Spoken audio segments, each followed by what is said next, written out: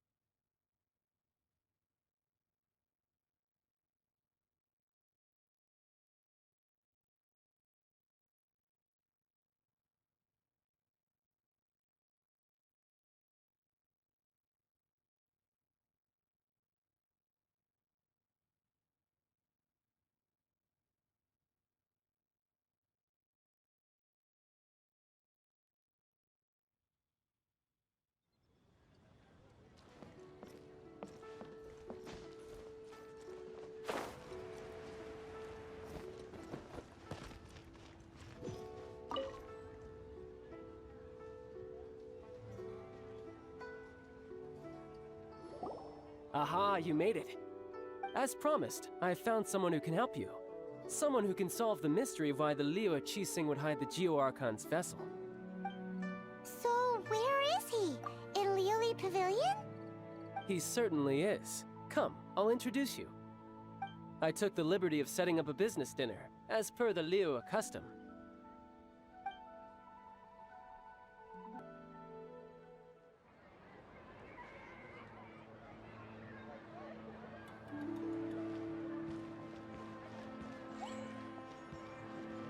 Welcome back, sir. You honor us with your patronage. Mr. Zhongli is awaiting your arrival in the room you booked.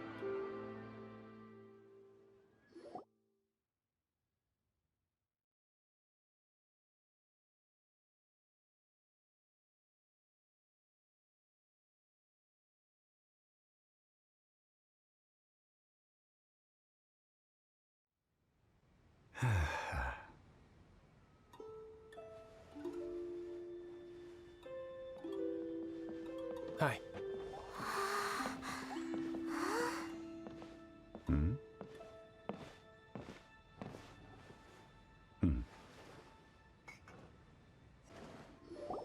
Allow me to introduce Mr. Zhongli, consultant to an organization known as Wang Sheng, and a trusted associate of the Fatui.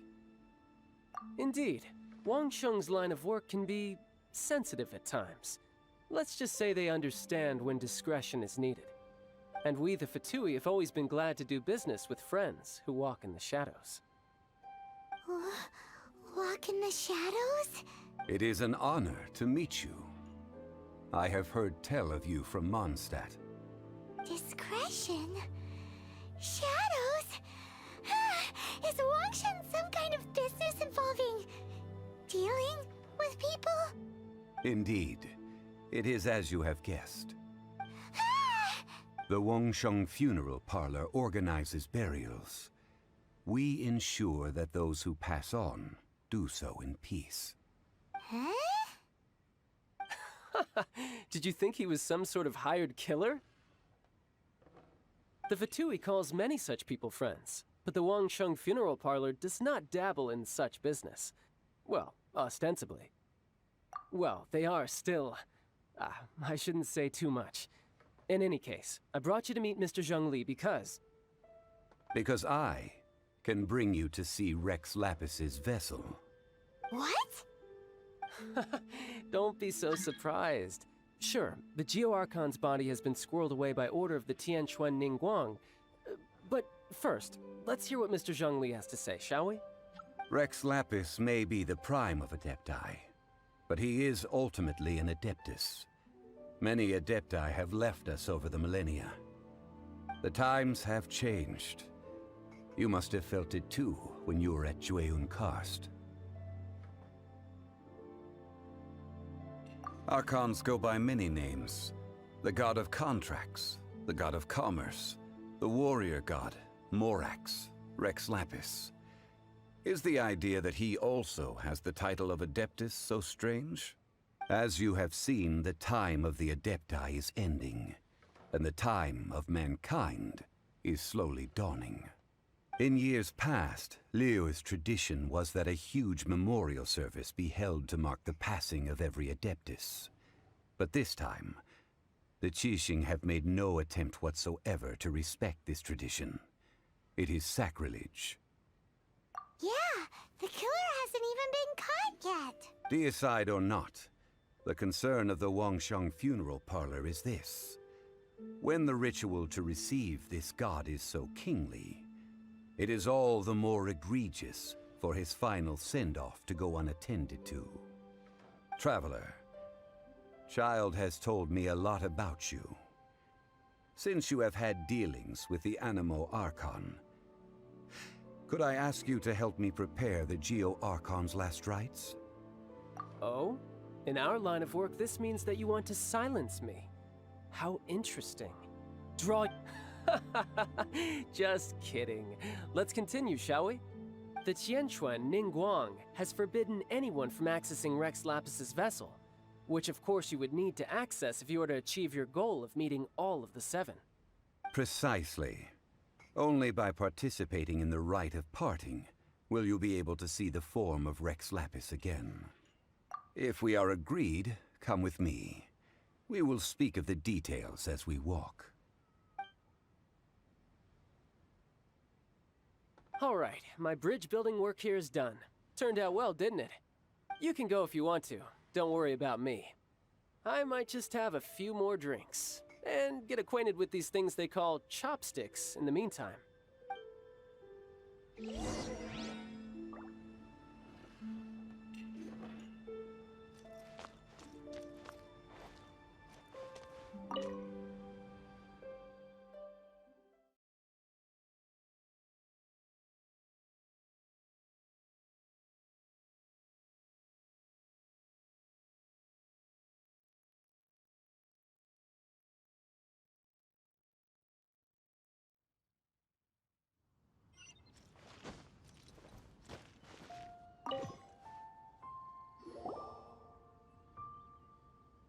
After having experienced the land of the absentee Archon, traveler, how does it feel to know that our Archon and Adepti are here all around you in Liyue?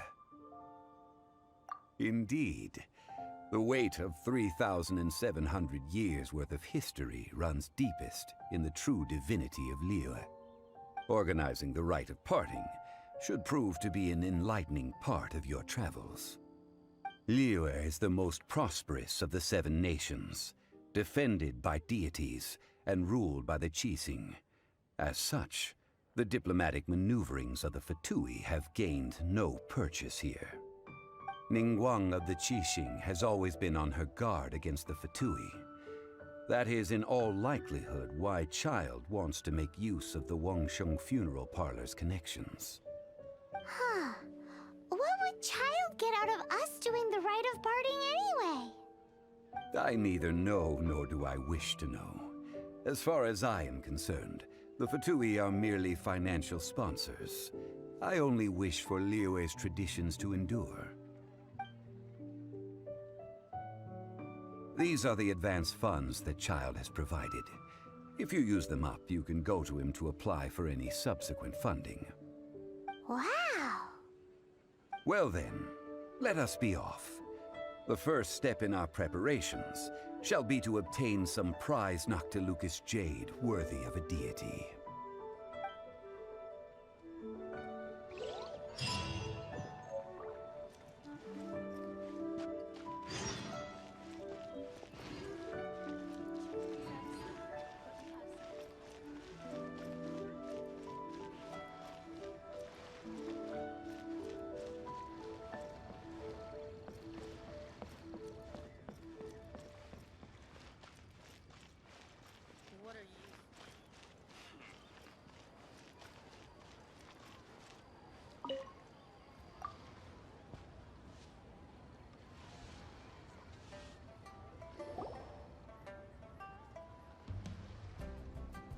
Welcome to the Jade Mystery, my good friends. Would you like to try your luck betting on Jade? This could be your lucky day.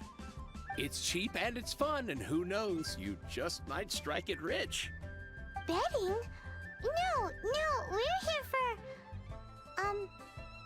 what was it again? Noctilucous jade, of radiant grade at the very least.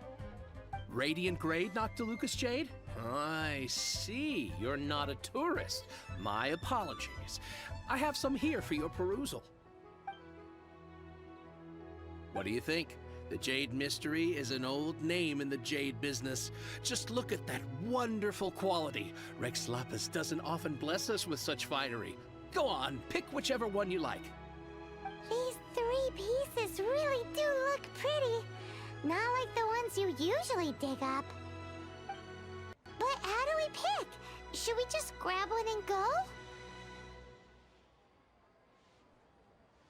Oh? You want me to decide? That is fine as well. If it were me, the answer would be simple. Oh? And that would be... I'll take them all, boss. Oh, you act with such panache, good sir. I always knew you were not a man of ordinary caliber. Oh, wait, boss!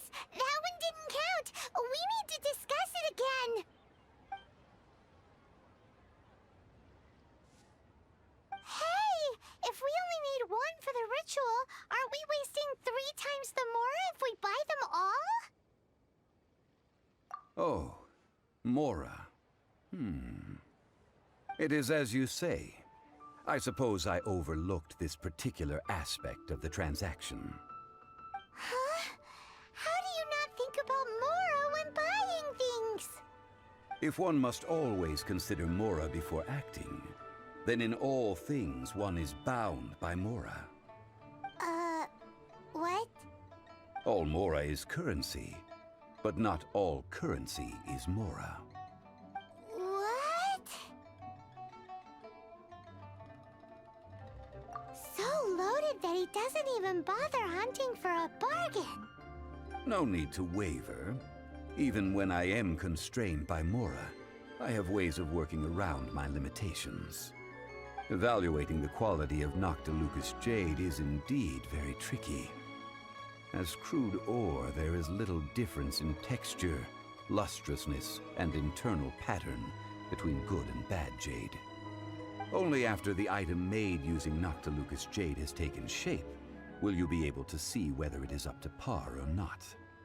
If you return to those crafty merchants to quibble, they will counter by saying that your crafting bench is to blame, or that your heat control was poor. Whoa! To think it's that easy to get cheated. But there is a way to truly evaluate this jade, and a true insider would know it. A fool sees the pointer and misses the moon. What does that mean? If you point at the moon with your finger, a wise man knows that you are pointing at the moon, while a fool will only see the finger. The patterns, the facade, These are all the finger. Noctilucous jade is a mystical stone used to light up the darkness, and so its brightness is the important thing. It is the moon. Noctilucous jade of excellent quality would have superior pyro affinity. In other words, the bluer and brighter the luster of the ore under high temperature, the higher its quality. I have imparted the priceless secrets of the jade trade to you. Now, all that's left is to put it into practice. Priceless, huh? Paimon's just said that we might never be able to use it again.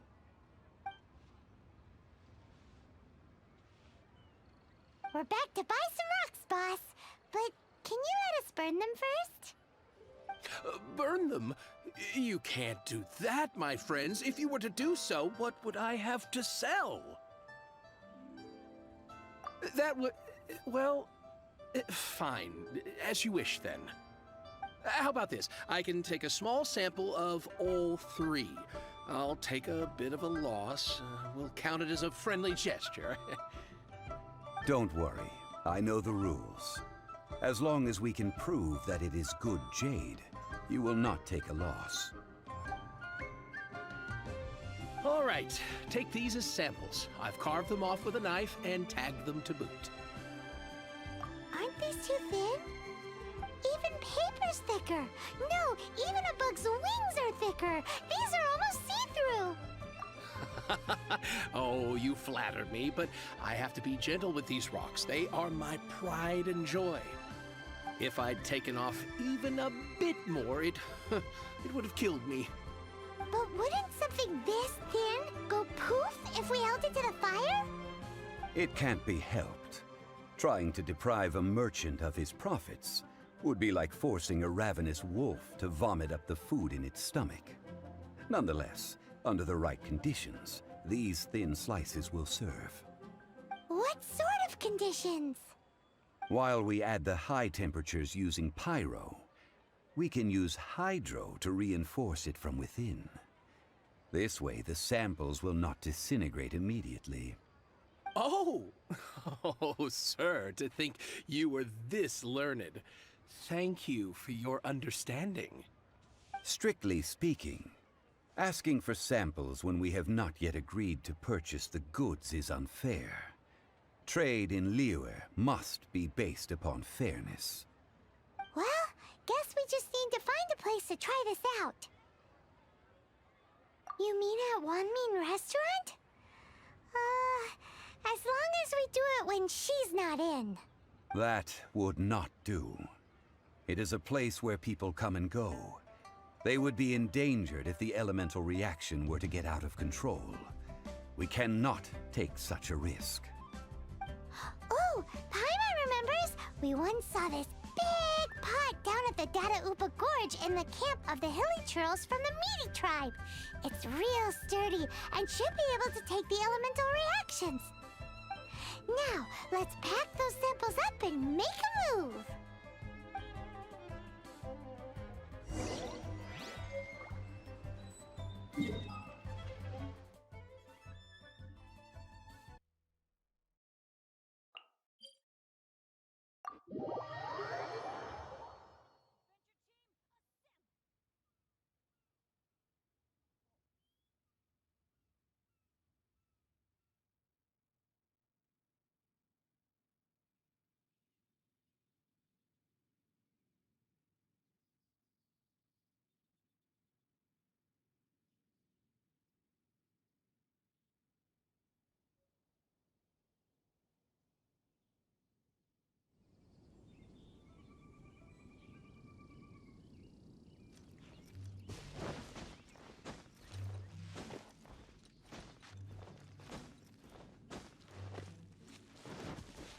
It has been a long time since I last set foot in the Nation of Wind.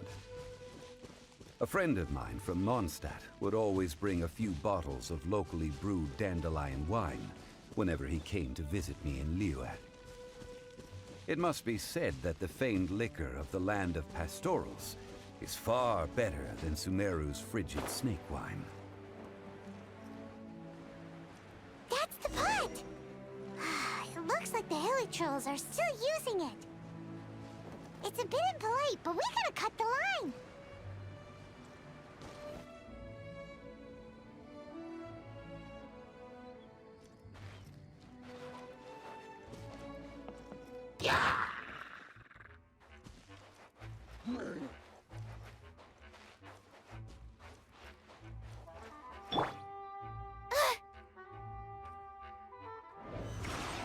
Absorption test.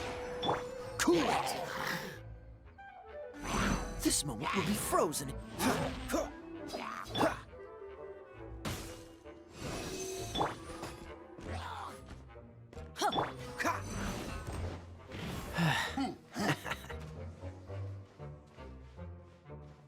Dodge this!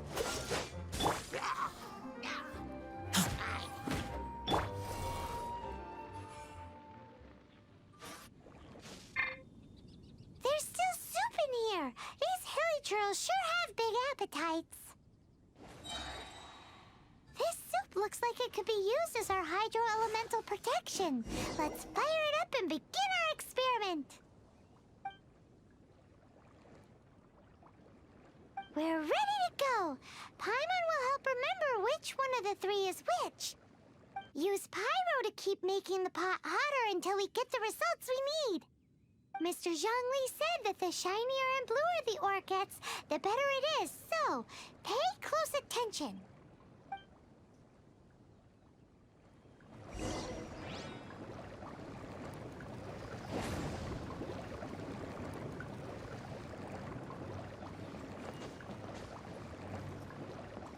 Everybody stand back!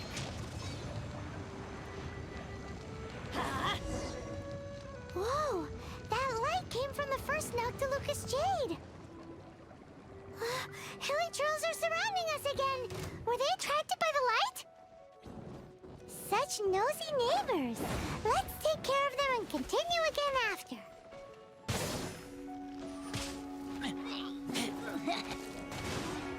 Stand clear. Cool it!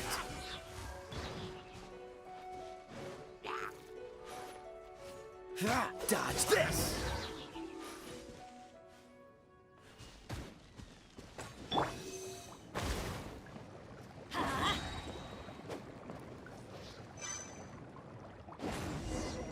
That light came from the second Noctilucous Jade, didn't it?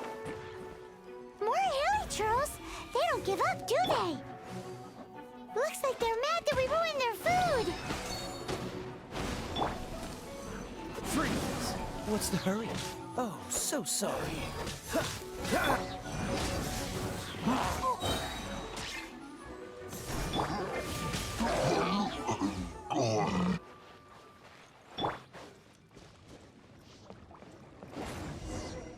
Oh, that's bright! Too bright! That was the third Noctilucous Jade, wasn't it? It was so much shinier.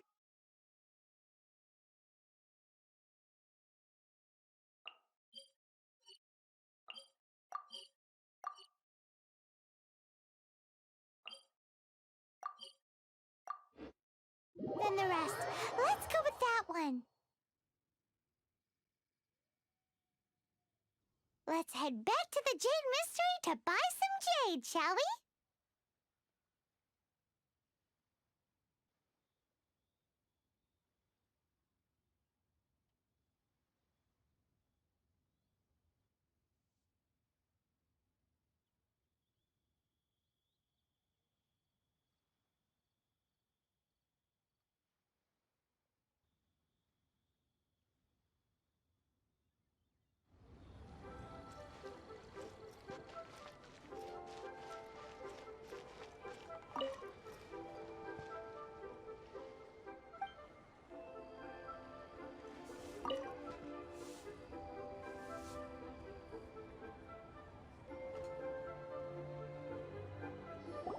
You're back, my friends. I've kept the goods for you. Which of them would you like?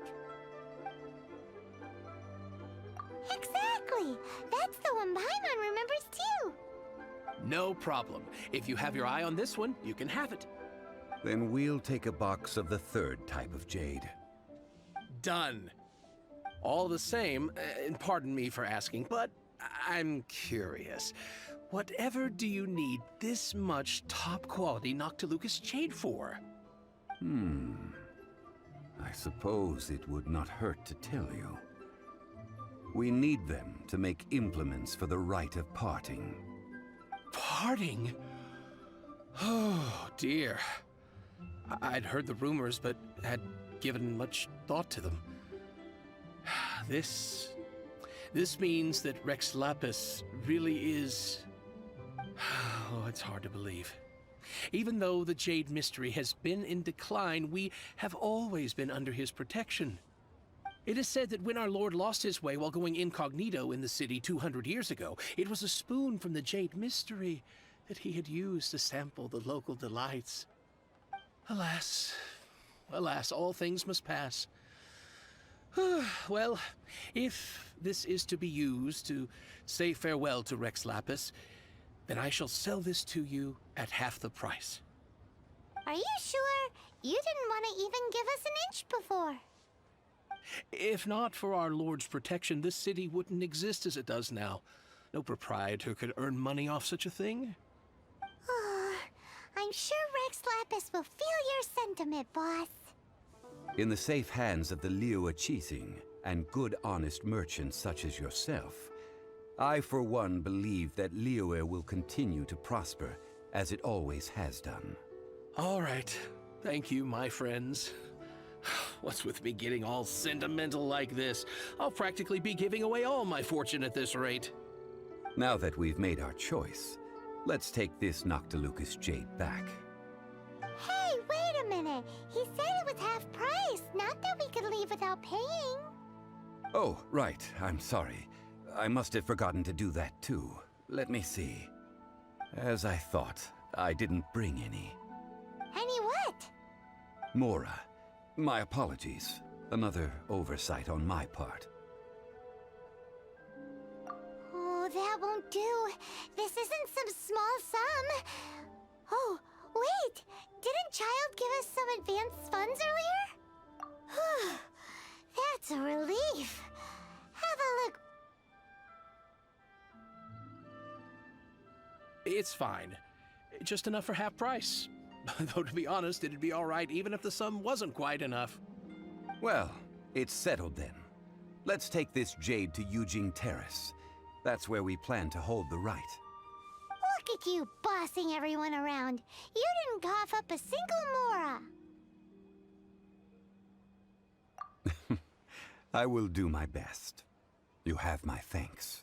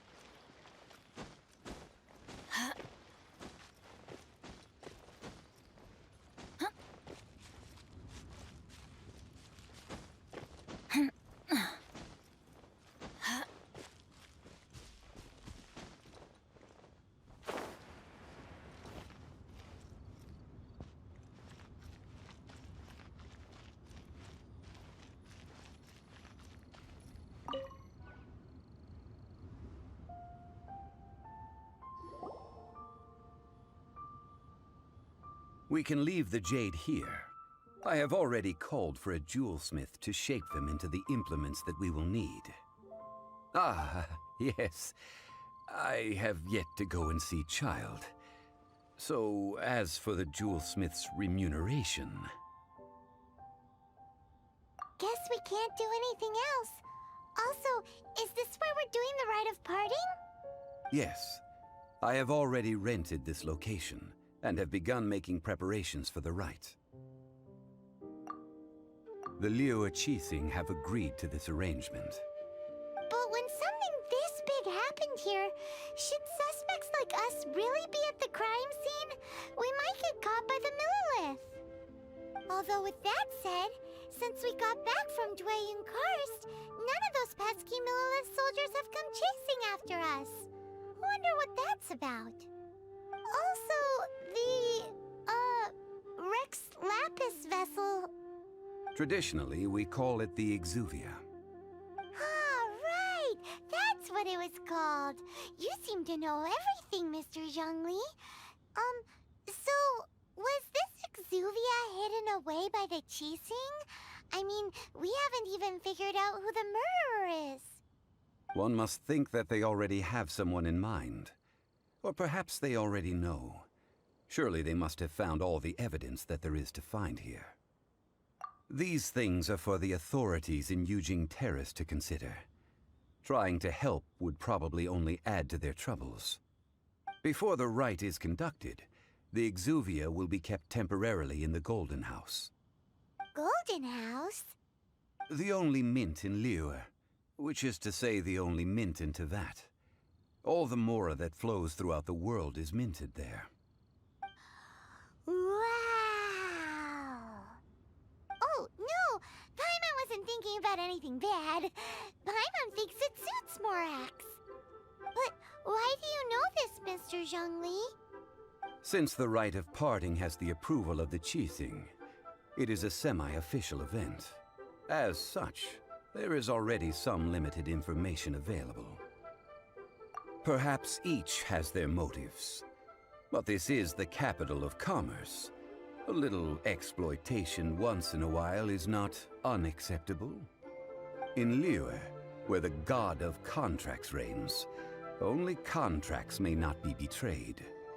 I, for one, have no issue with little maneuvers outside their remit.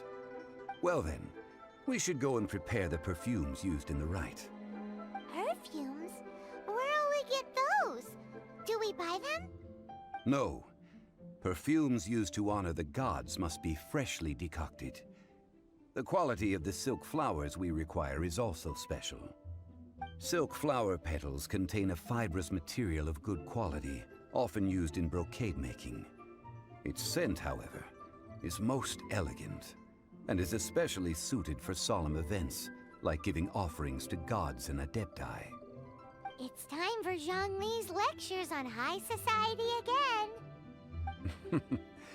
We shall not speak of the details right now. Follow me. We shall go to the merchants to purchase our ingredients.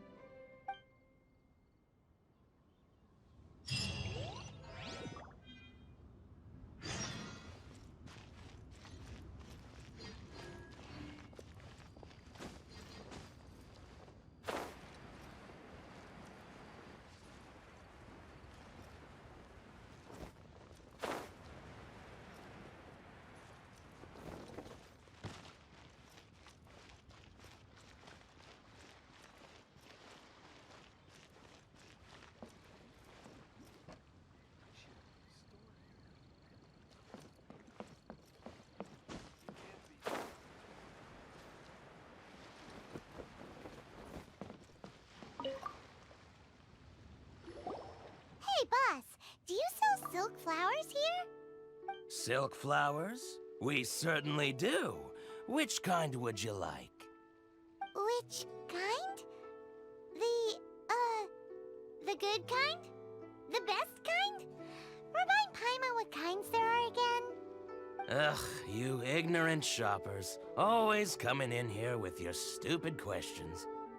Golden House Maiden, Valley Weaver, and Fate's Yearning. One of each to start with, if you don't mind. My goodness, this gentleman is quite the connoisseur.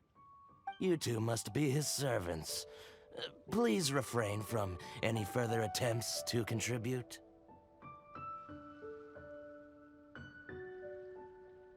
Now then, please peruse at your leisure. Do let me know if you have any further thoughts. Silk flowers exhibit different properties based on how their environmental conditions differ from their ancestral habitat. Nevertheless, these are fine specimens, excellently preserved. Just look at the abundant foliage here, and these stamens, glamorous as a maiden of the Golden House. This strain is an evergreen, and mostly grows under complex hydrological conditions.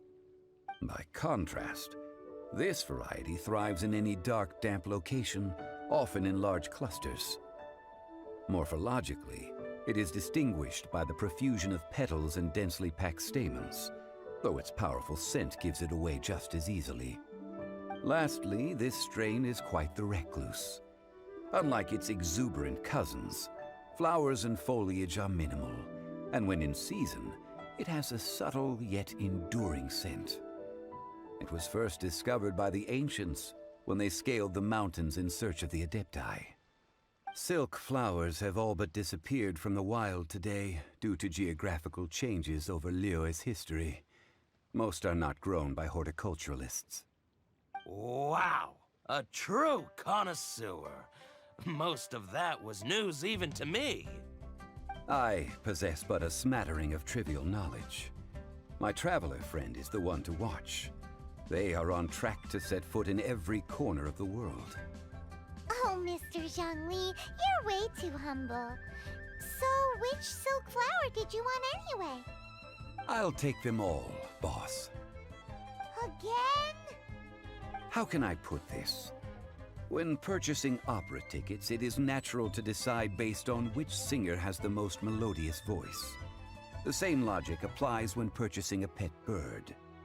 But this silk flower purchase is not an analogous case. The same logic does not apply. Perhaps you don't know. Tradition states that we should decoct perfume from different subspecies of silk flower when making an offering to a statue of the seven.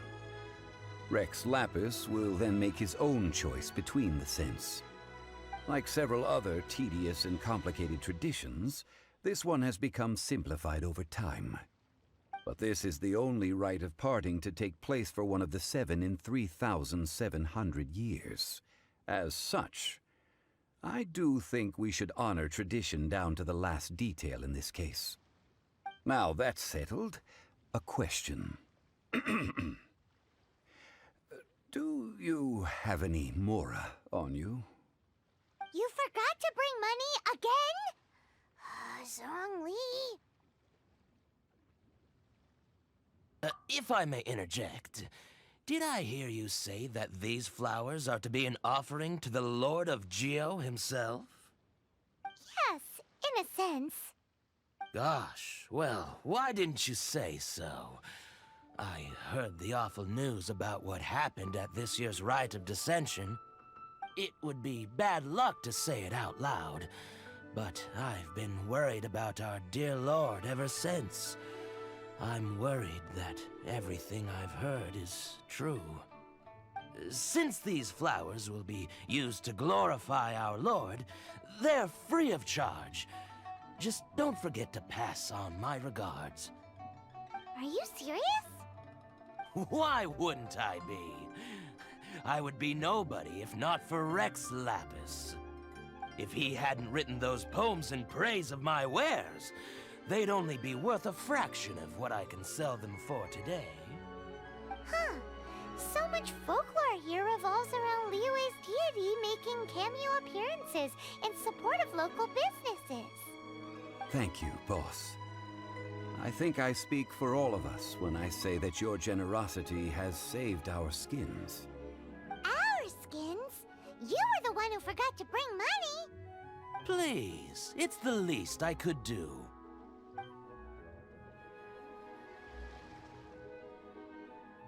So, now that we've got the flowers, how do we make the perfume? Ideally with the help of an expert.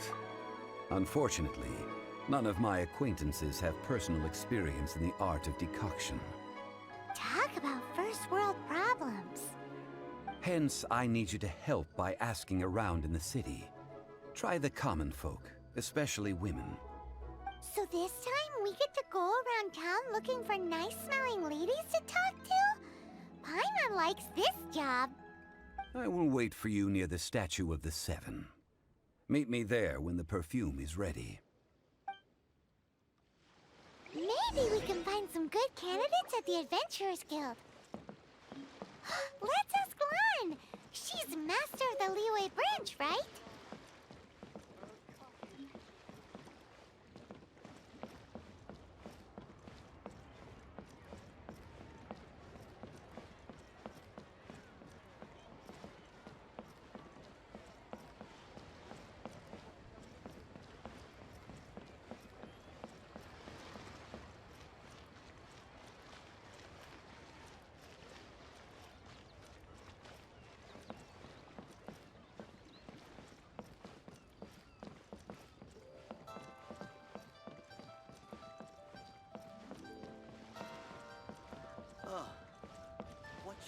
try this time.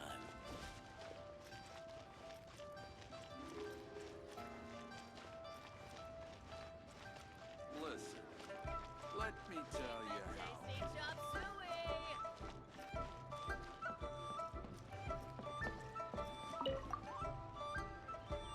Lan, we need to ask you for a favor. I stopped accepting commissions a long time ago. Sorry, you two, but you'll just have to ask another adventurer. Oh, it's not that kind of favor. It's just a teeny tiny thing. Wow. Just wow. Do I look like the kind of girl who wears perfume to you? I think you're underestimating the kind of person I am. Well, Paimon thinks you smell amazing. So come on, Lan. What's your secret if not perfume? Now that you mention it, yes, there is something. What is that scent? Oh, it must be from the Qingshin flowers I picked on the way back. I forgot I still had them with me. Aha! The truth is out. Lan's got a soft spot for wildflowers. No, they were for medicinal use only. Anyway, this is a pointless conversation. If you want to know about perfume, try talking to Qiming. The fortune teller, right? Paimon remembers she smells pretty good. Thanks, Lan. See you around.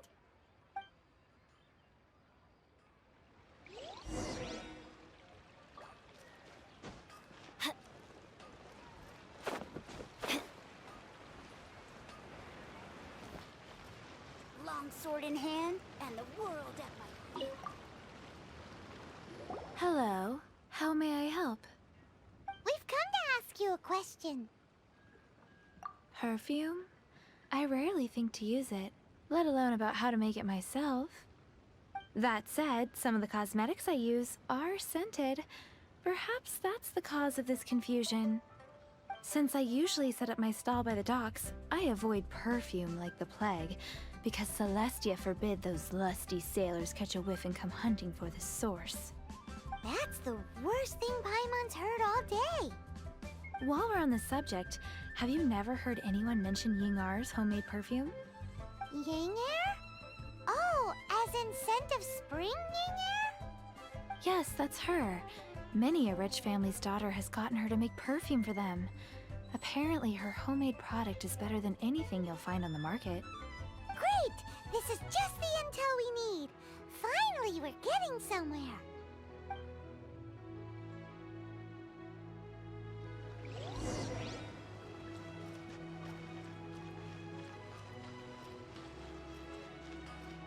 Long sword in hand, and the world at my feet.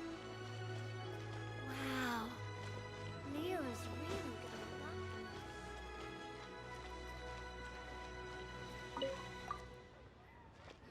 Well, hello. You found me at last. I've been waiting for you. What? How did you know we were coming? Oh, I heard a rumor about a couple who were snooping around town looking for a sweet-smelling lady. Actually, I was starting to worry you wouldn't find me. This is the ultimate test of my appeal, after all. Snooping around? Why are you making it out like we're bad people? What can I say? People love to talk. Maybe you ought to be more discreet in the future if you don't want word to get around. Relax. I know why you're here. You want to get your hand on my homemade perfume, don't you? What kind would you like? 3 in one go. My goodness. You have extreme tastes for someone your age. Maybe the rumors I heard were true after all. You're on the prowl and need some sweet-smelling ammunition? Is that the best you could come up with? Even if you were genuinely offering perfume to a deity, that doesn't explain why you'd need 3 kinds. Sorry, your story just doesn't hold water. Zhongli was right. People don't remember this tradition anymore. As one of my favorite poems goes, O cherry tree, begrudge not thy blossoms as they are deflowered in the spring, for come winter, even thy sturdiest wood shall wither. That went over Paimon's head a little. In short, I'm happy to help.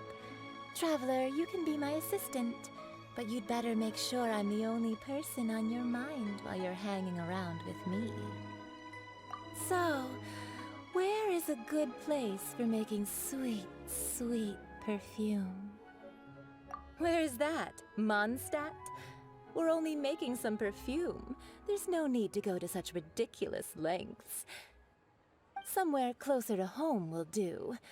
Let's go for the kitchen at Wanmin Restaurant.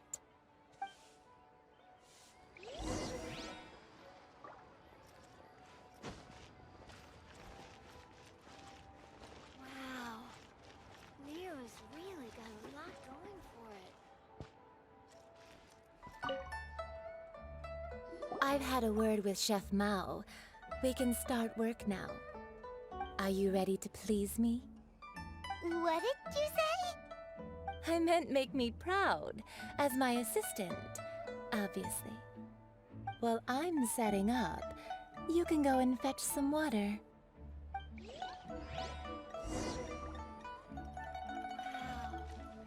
Leo's Should I really got a save lot this going money for it. or invest it?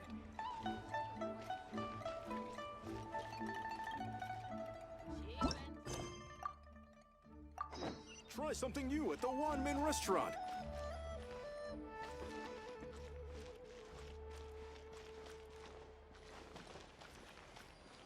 Wow.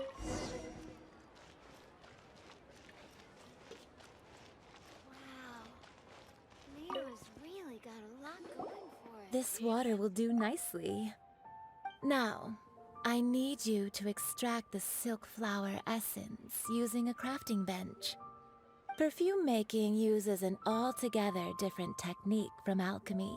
Here, let me teach you. Very carefully, take hold of the mortar and pestle. Gently does it. You need to keep your wrist firm so your hand doesn't slip.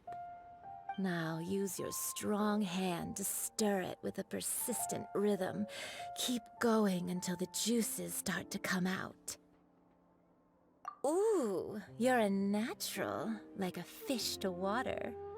Now take these and try it out on your own using a nearby crafting bench. Don't forget to do all three. They look visually identical during the essence extraction process, but I will put them into separate containers when the perfume is ready. Liyue people must have iron stomachs. I think I may have free.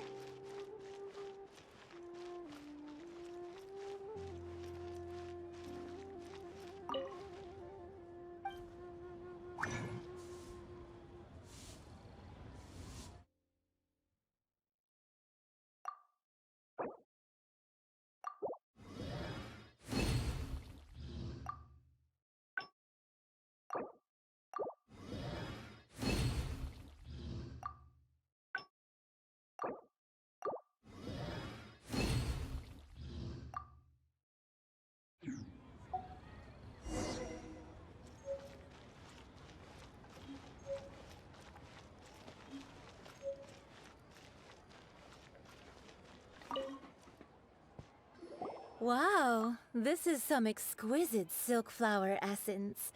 On to the next stage, the most important one of all. The essence is placed into water and simmered over a low heat until most of the water has boiled off. You must take care to control the heat during this process. If the temperature goes too high, it will affect the scent. So please focus on controlling the heat. This is the final step. Don't waste a drop of that essence now. We want all of it in there.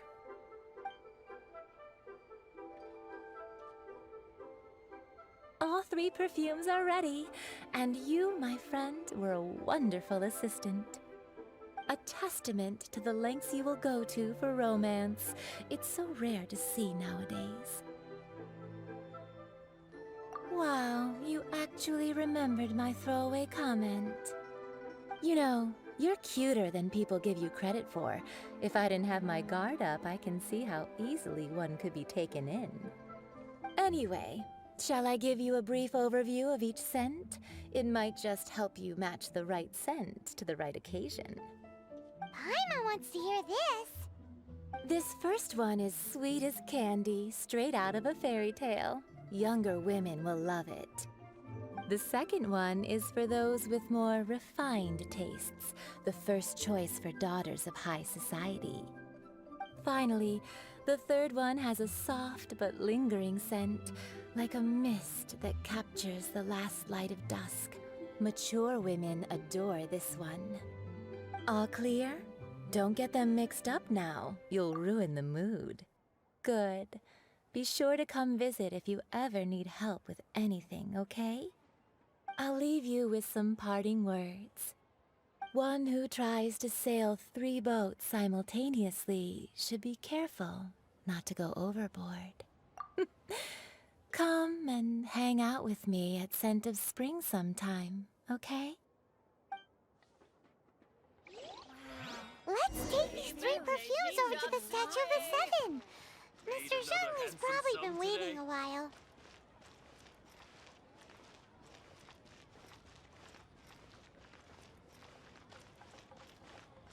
Off we go!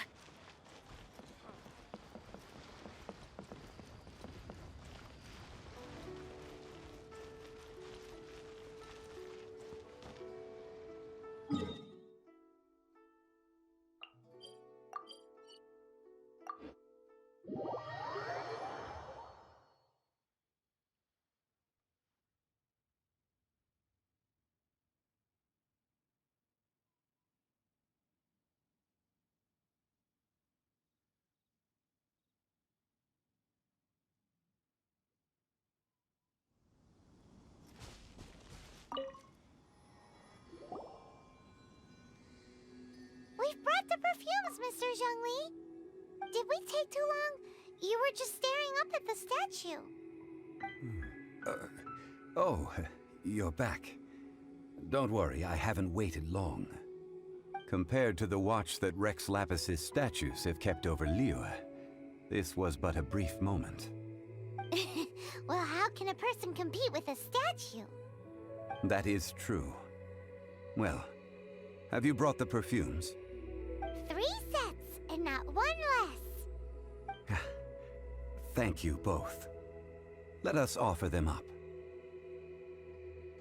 This is the first kind of perfume. Miss Yinger said that it's sweet as a dream, and it's liked by younger ladies. This is the second kind. It's got an elegant smell, and the daughters of high society love it. The third kind has a gentle but lingering fragrance.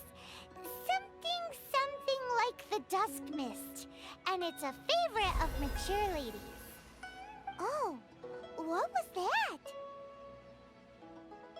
That's the one older ladies like, right? Does that mean that Rex Lapis is actually an older lady?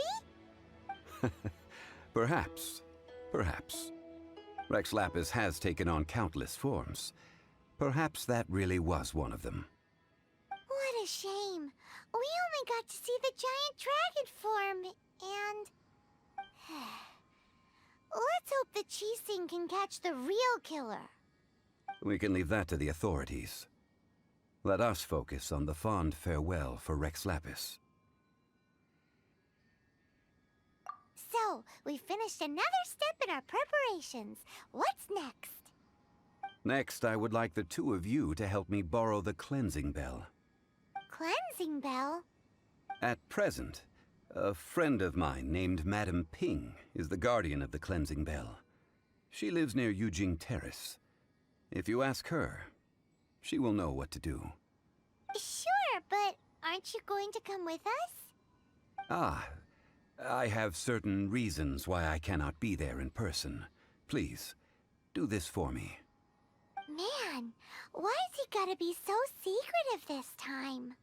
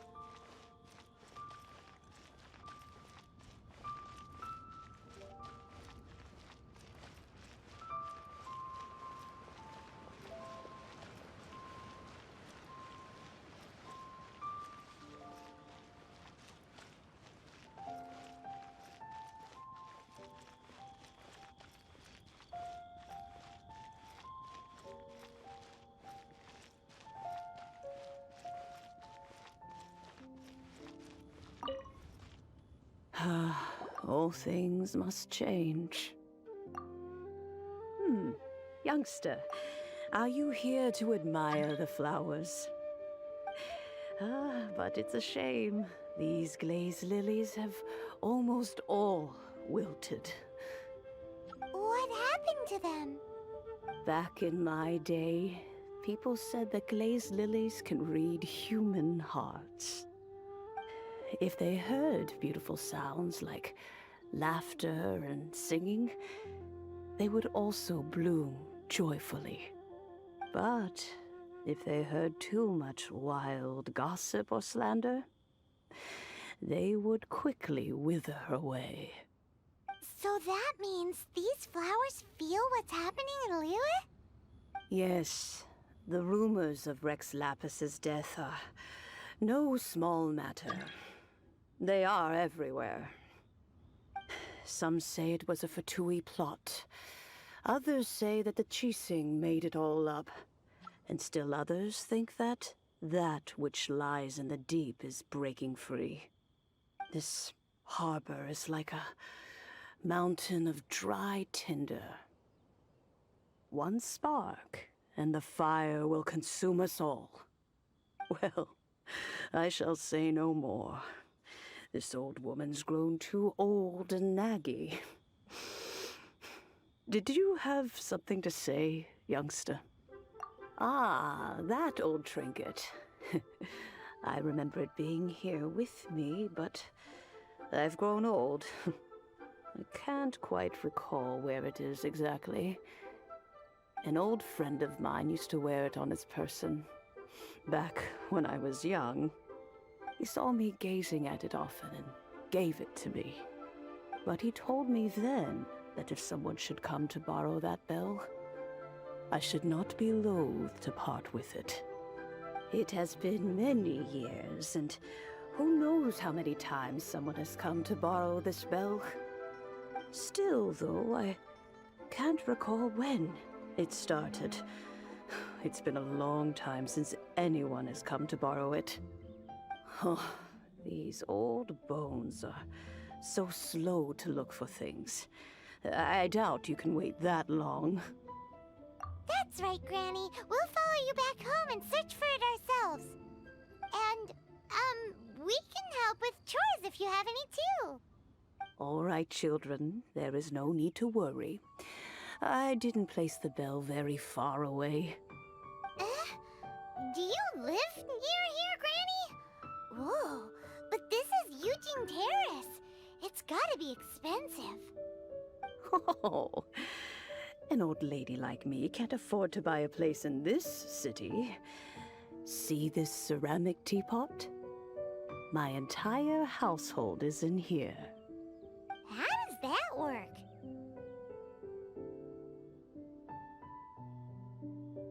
What? There's no way Paimon would fit in there. And why do you need Paimon to go in anyway? Can't you just lift the lid and look inside? Oh, youngsters. I simply mean that the bell is somewhere inside this teapot, and you are quite welcome to borrow it. If you can find it. This Granny's so weird. What does she mean her whole household is in here? Is she playing with us?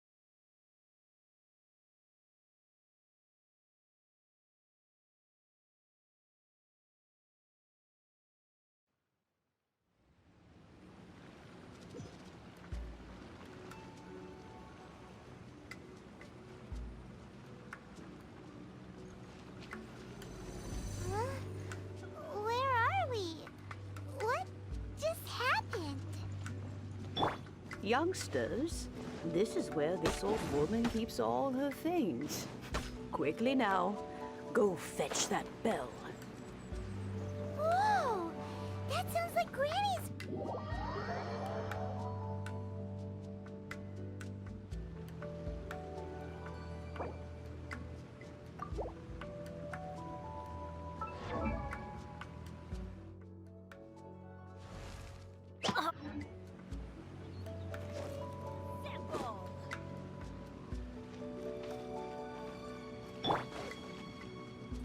Animal test 6308.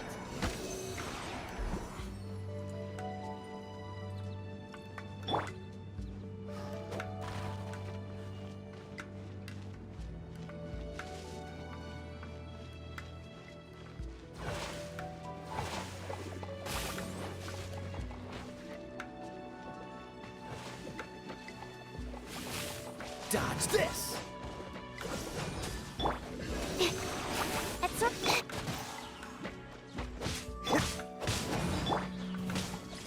Cool it!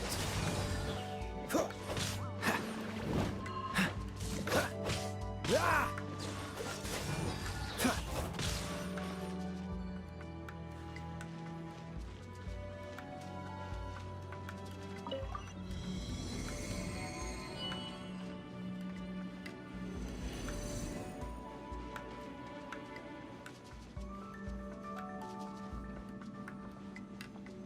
Did you notice? The cobwebs were made of elemental energy. How long has it been since Granny last swept this place? This moment will be frozen. Let's light it up! Dodge this!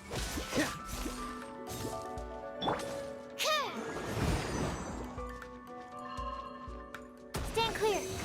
Freeze!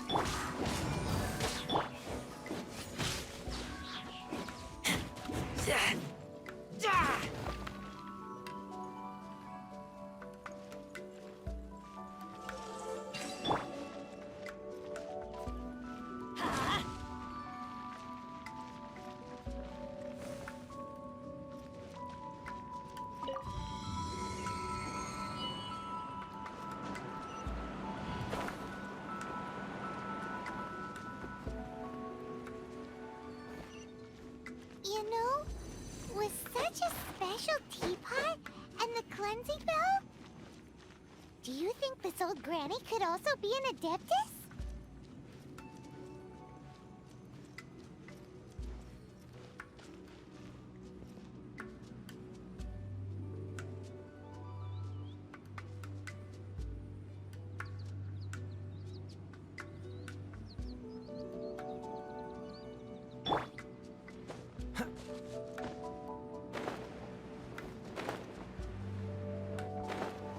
Paimon's more and more convinced that she's an adeptus.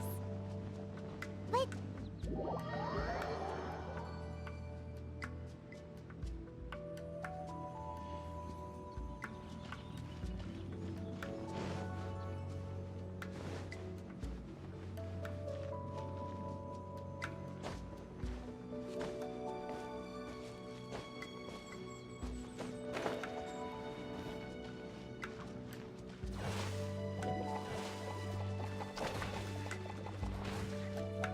Dodge this!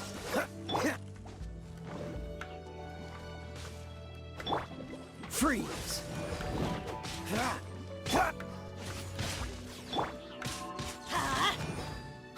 Cool it!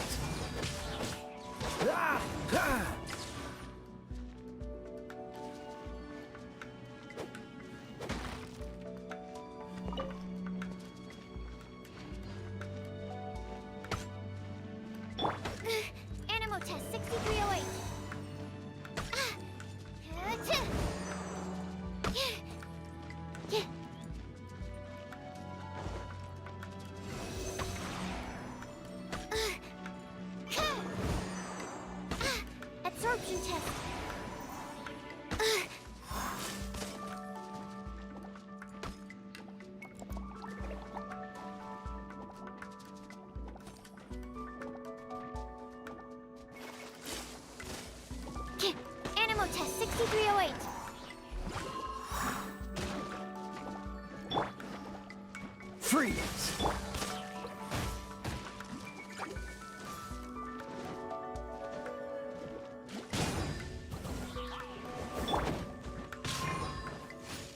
Dodge this!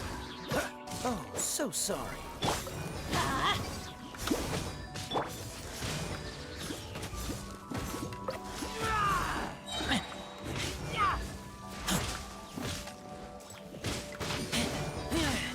Get back!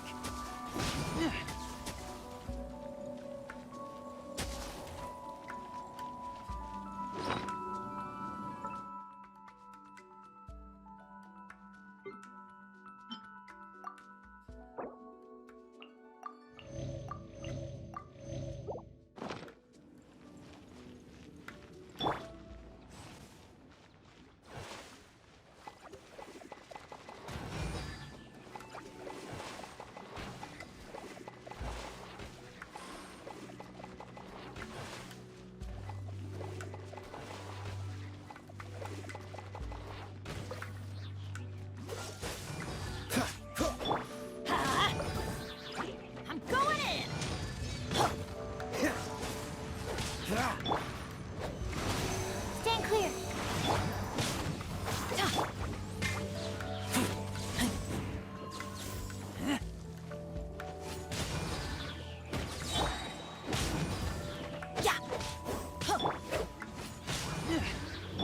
Animal test 6308. Freeze!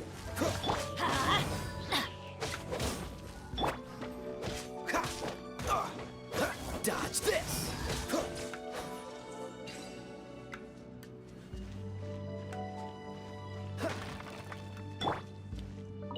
Let's light it up.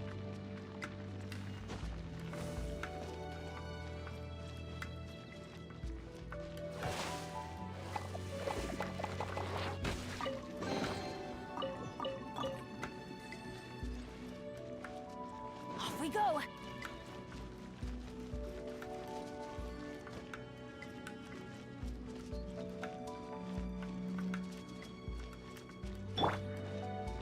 Swirl, Mark 2.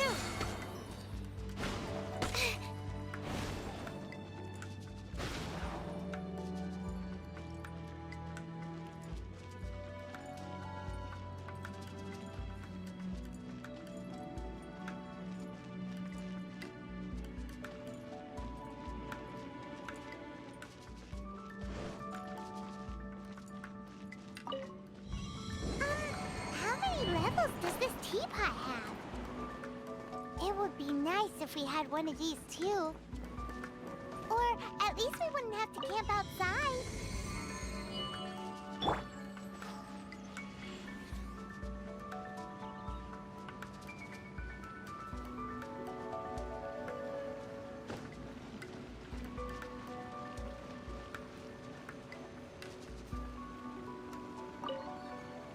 Oh, you found it.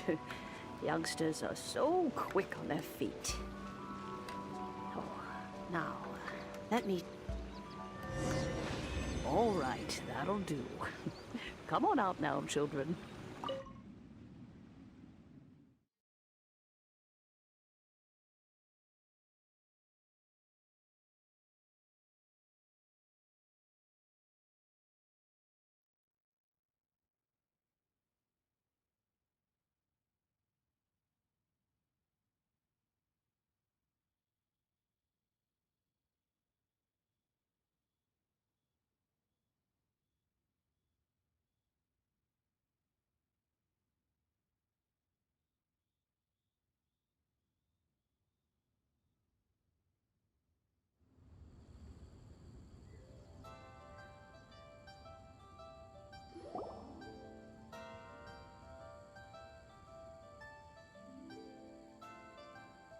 Oh, in and out in no time. You youngsters really are quick. An adeptus. Oh, I haven't heard anyone say those words in earnest for a long time. As to whether I am one or not, child, surely you already understand. Paimon kinda knows what you mean. But is also kind of confused. Are you really giving us the bell just like that, Granny? Don't you think it's weird? Something's just happened to Rex Lapis and then we come running up asking for it? Oh, don't be silly. Liyue Harbor has been through a great deal in its history. In that time, it has seen the departure of countless Adepti. But no matter what, we have always performed the rite of parting first before any other matters. To cry, "Catch the murderer," at the top of one's lungs, but ignore the rite of parting. That, to me, is what is wrong-headed.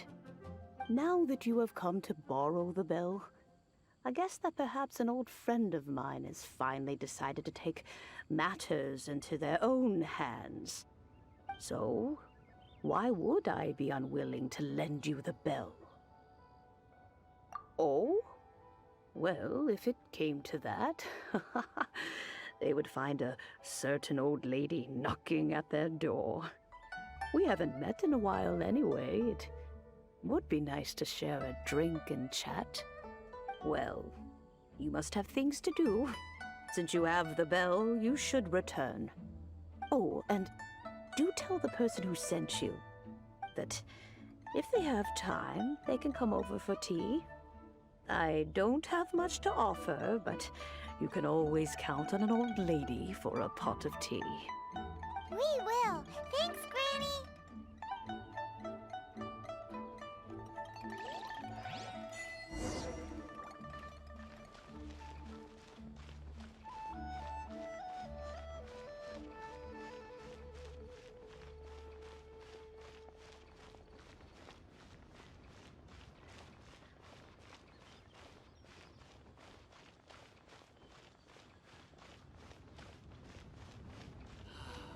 May the Lord of Geo protect you and fortune find you.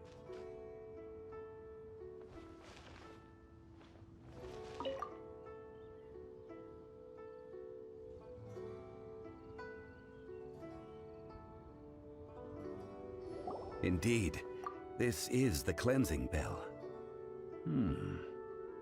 It's in good condition. Let's place the perfume we've prepared inside. Of course. How would I know that the bell was with her otherwise? That's suspicious. But if you don't want to talk about it, we won't pry. Oh, yes, that old granny asked us to tell you something. If you have the time, you can come over for tea. I don't have much to offer, but you can always count on an old lady for a pot of tea. That tone does not suit you. Still, her teapot is indeed very good. There are none better for brewing tea. When a suitable time arrives, I'll bring a spot of fine tea and pay her a visit. So what's the next step in our preparations? Next, we need to purchase kites. Ooh, Paimon loves kites! Are you taking us kite flying? Is this our break time? No. Kites are children's toys, yes. But they also play various symbolic roles in Liyue's rituals. I will explain it to you. But our next course of action should probably be to purchase the kites first. Oh, sure. Curiouser and curiouser.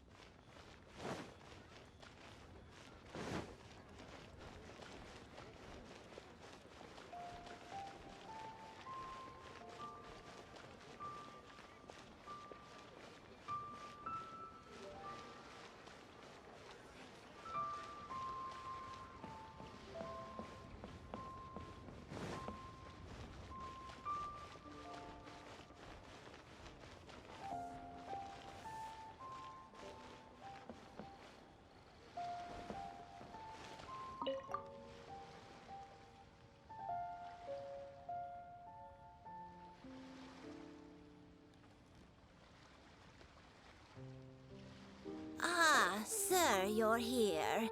The 7 kites you asked for have been made to order. Would you like to take them now? Yes, thank you. It's rare to see customers who want to buy this type of kite nowadays. In the early days, we used to get orders from people of all walks of life. Well, this is Mr. Zhongli from the Wangsheng Funeral Parlor, so he's probably well-versed in all these walks of life. We've talked about a whole bunch of things while traveling with him. He seems to know Liyue's favorite topics, money and government, really well, but he likes talking about less useful topics instead. Well, that's because I prefer to share fun things with you. Children's toys are very fun things, that's for sure. I enjoy watching the children at play as much as anyone else, but there is more to it than that. Finely crafted toys are well loved by children, but this craft itself has been honed over thousands of years, and there is meaning behind that. I have made kites in Liyue for 40 years, and I am intimately familiar with the forms passed down from my ancestors. The meaning of these 7 kites is far from banal. Indeed. These are decorations used in the rite of parting. The 7 kites represent the 7. I took the liberty of coloring outside the lines when doing the insignia of the Animo Archon. As for the kite that honors the Geo Archon, one must follow the contract given right down to the last letter. These patterns are ancient, and you can also find them in the Golden House. Ah, Paimon's heard that name before. Huh? The design of this kite displays a firm grasp on the cyclicality and eternity so dear to the Electro Archon. These markings of tree and leaf pay due honor to wisdom and the passage of time. All this on a single kite.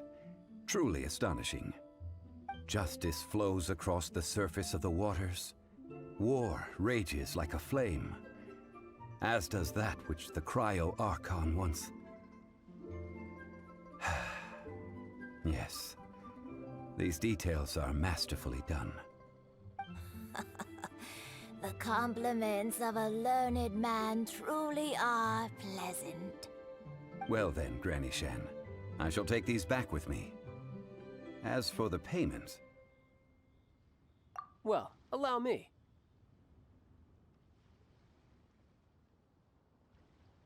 Hey, it's Child! No way. I was just passing through. I see Mr. Zhongli's the same as ever. When paying, well, when getting others to pay for him, he neither looks at the price tag nor his wallet. He knows a great deal about money, and about the trials of the common man. He just doesn't consider poverty to be something that could ever happen to him. Or perhaps you could say that he cannot imagine himself lacking money. How has he not died of hunger yet? Child, you are as fond of jokes as ever. Well then, since we've purchased our kites without incident, there's no need to take a break before moving to the next step in our preparations. The rite of parting requires helping hands as well as materials. We should be able to find some people near the harbor. Oh, by the way, take this bag of money. You probably won't want to let Zhongli do the bargaining, if you know what I mean. Seems I missed out on some interesting information. I suppose I'll just have to find a more opportune moment next time.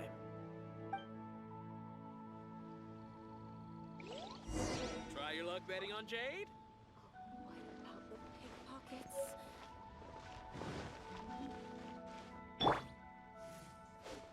Listen, hiring help? Sure. But let me just say first that I'm a reserve member of the Adventurers Guild. I take adventuring commissions, but I don't do anything clerical. Adventure? Venturing into the mountains to capture a few crystal flies seems adventurous enough. That's not hard. Almost a bit too easy for a reserve adventurer. Never mind. I'll only charge you 15,000 mora. What say you? A most fair price.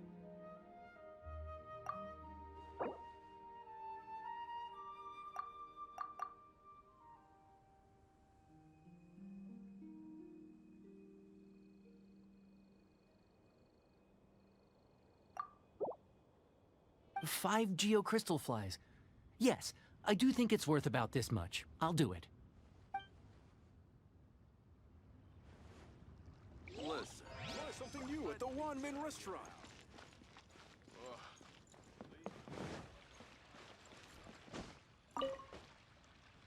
A full day of odd jobs at Eugene Terrace.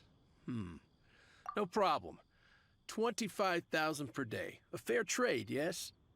Whoa, that's expensive. Could you give us a bit of a discount on account of the whole Hero of Moндштадte thing? Hero of Moндштadte? Never heard of them.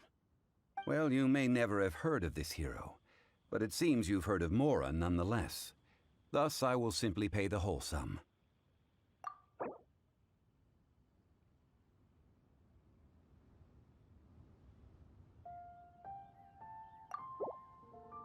This price'll do. No loss to me for a day's work.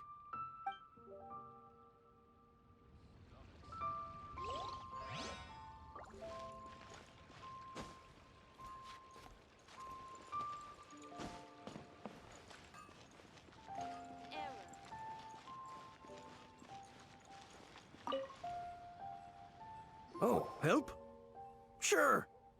I, Tick, always put in 100% effort into everything I do. Of course, there'll be a premium if you want me to give 110%. So what's the job? Let me see. We are still missing some wooden implements over at Eugene Terrace. They aren't uncommon objects, so I didn't make any special preparations for them. No problem. That'll be 20,000 mora for a single trip. How does that sound? Done.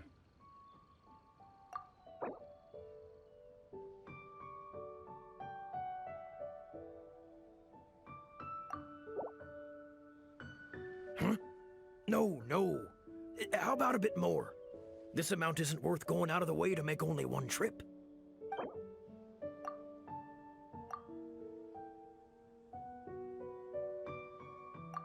Let me think. Deal. This price is reasonable. I'll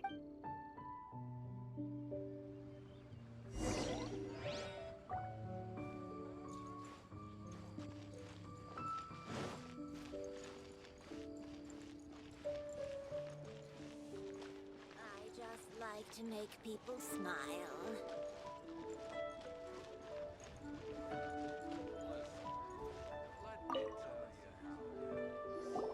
All finished then? Splendid. Any leftover cash is yours to keep. A favor for the Fatui should never go unrewarded. You think you can buy us off with some loose change? No way! Paimon demands to know when the next payment is coming!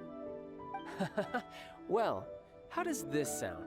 You give me the information I need, and maybe I'll leave the Northland Bank's vaults open and unattended for half an hour. What info do you need? Huh. Does that mean you know what he's after? Yikes! You're right! Signora! You both need to calm down. I don't know what's gotten into you. Just what is this about? The atmosphere got so tense all of a sudden.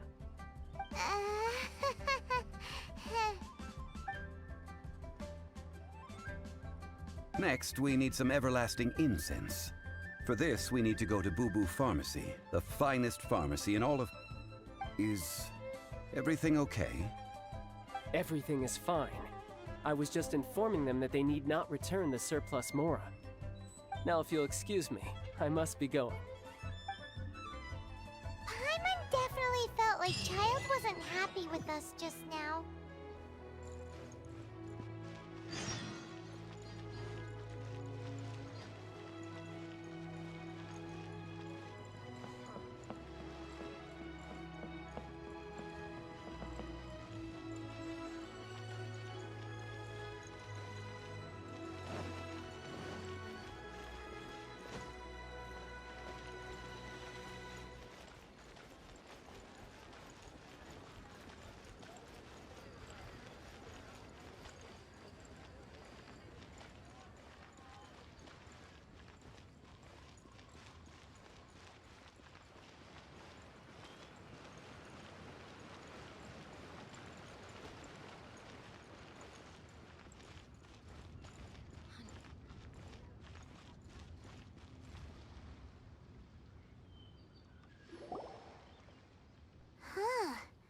The reception is deserted. And it seems kinda spooky in here. Hello? Is anybody there? Welcome to Boo Boo Pharmacy. Huh? Did you hear that? Where did it come from? The reception, it seems. How about you go check it out, and Paimon will bring up the rear.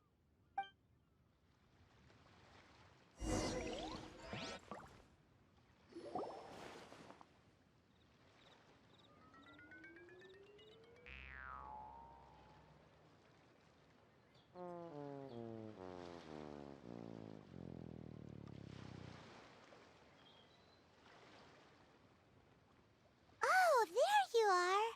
But you can't even reach the counter. Ah, Paimon thinks you might be right. Look at the talisman on her forehead. Welcome to Boo Boo Pharmacy. I am Chi-Chi. Once upon a time, Chi-Chi died. Then, Chi-Chi was saved by the Adepti. Now, Chi-Chi is a zombie. Something like this would be unimaginable in Mondstadt. Hello, little girl. Do you sell everlasting incense here? Excuse me, sir. Did you bring your prescription? Surely no prescription is needed to purchase everlasting incense. It's not a controlled substance. Chi-Chi can get your medicine, but only if you show Chi-Chi your prescription. These are Chi-Chi's orders from Chi-Chi. Zombies are limited to acting within the confines of their orders. And somehow in this case, the zombie issues her own orders to herself. My dear Chi-Chi, we didn't bring a prescription, I'm afraid. But we do hope that you can still help us find some everlasting incense. Okay then. How did you manage that? But Chi-Chi helps you. You help Chi-Chi. Only fair. Since when do customers need to do favors for customer service staff? Never mind. Just think of it as a peer-to-peer transaction. That way everybody wins. Sometimes in Liyue, the art of the deal is simply about victory via mental gymnastics. Go to Mount Tianheng, find the Guizhong Ballista, and hunt a cocoa goat. Please and thank you. Guizhong Ballista. I have heard of this device before.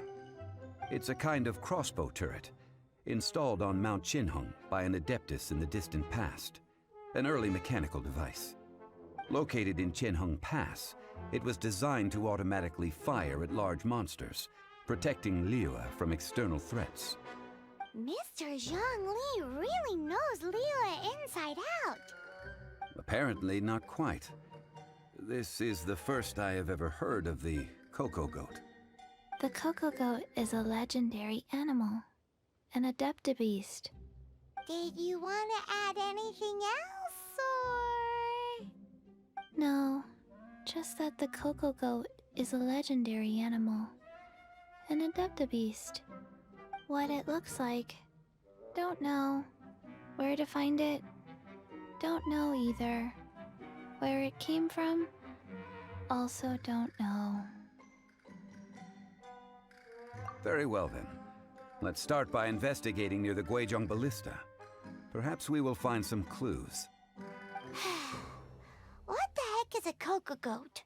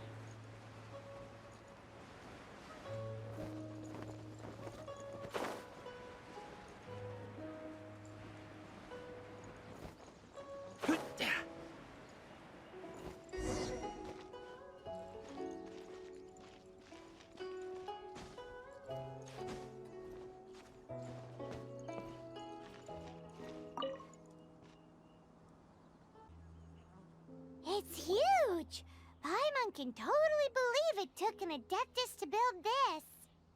But how do you operate this thing? Just think how much strength you would need. It is currently inoperable in any case. This device is broken. Aw, what? It broke? After millennia of wear and tear, even Adepti contraptions are difficult to maintain. So what are we gonna do?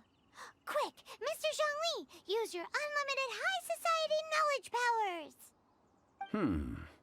You almost make it sound like I'm some sort of bourgeois parasite whose only utility lies in providing quaint pieces of trivia on demand. That said, let me think for a moment. Ah, yes. Spare parts were made for the Guizhong Ballista when it was first built, in case it was damaged in battle. As I recall, there is a military supply post from that period somewhere inside the pass. If we can retrieve the spare parts from where they are stored, we may be able to repair the Guizhong Ballista. One just needs to understand the basic working principles of the device. So, what you're saying is that you actually understand the working principles? I have a smattering of knowledge on the topic. With the parts in hand, I could at least tinker with it.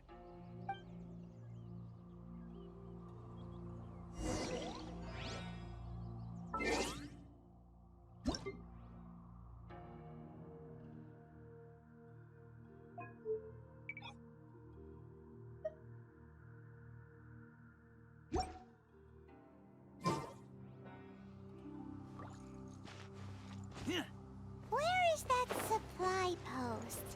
Here?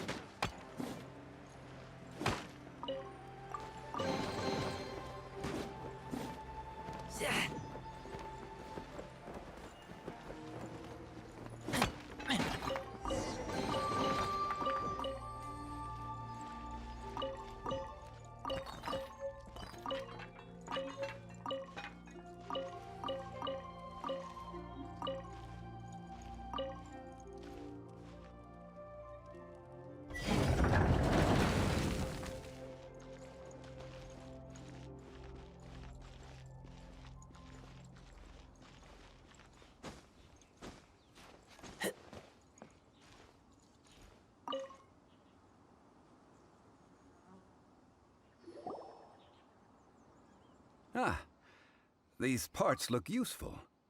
One moment. I will try to repair the device. It is done. The Guizhong Ballista is more intricately designed than I thought. Ooh! Now how do we turn it on? It's easy enough. We simply need to do this. Look, it even has a scope. Over here we have nothing. And over there, more nothing. Hey! Just what do you think you're doing? So you fixed up this turret because you're planning to do what, exactly? Not a turret. A Guizhong Ballista. Also, kindly state your name before you ask a question. It's just good manners. Ha! Are you blind or something? You're looking at the leader of the treasure hoarders, old man. This area's supposed to be chock full of hidden treasures, but you can't get anywhere near them with this thing keeping watch. It might look like any other mechanical device, but trust me, it's got a mind of its own. Last time we approached the mountain, it nearly skewered one of our guys.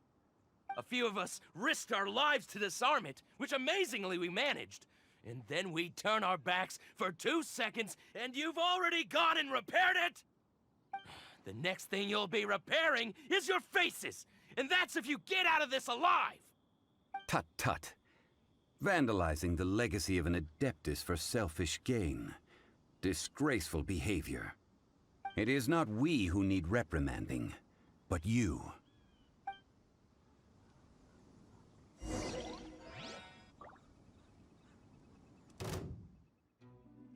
No hammer. Absorption test. Animo test 63. Cool it!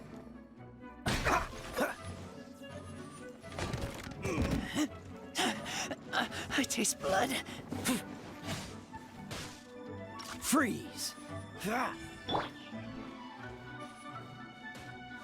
Ha! Dodge this!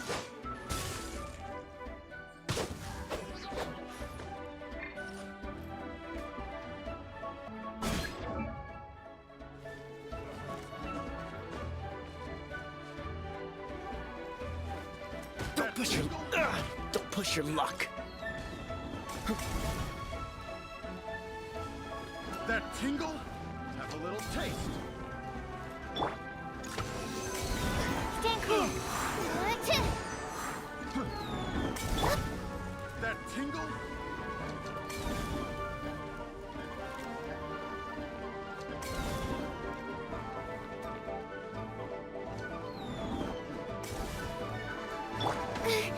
Animal test 63. Don't break my glass. Don't get frostbite. Everybody stand back. I got careless.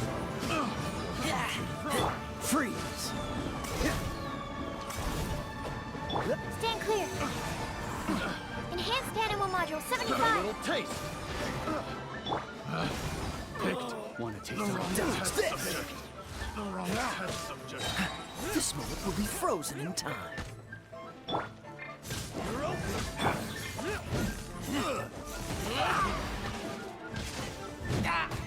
You're open. You're open.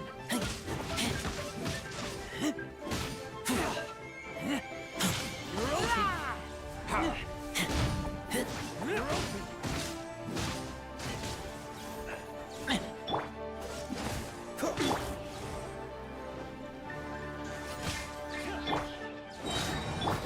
Cool it.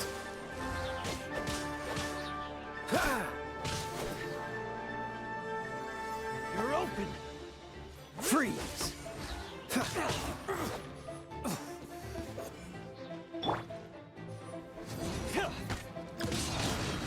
Why do they never miss? Cool it!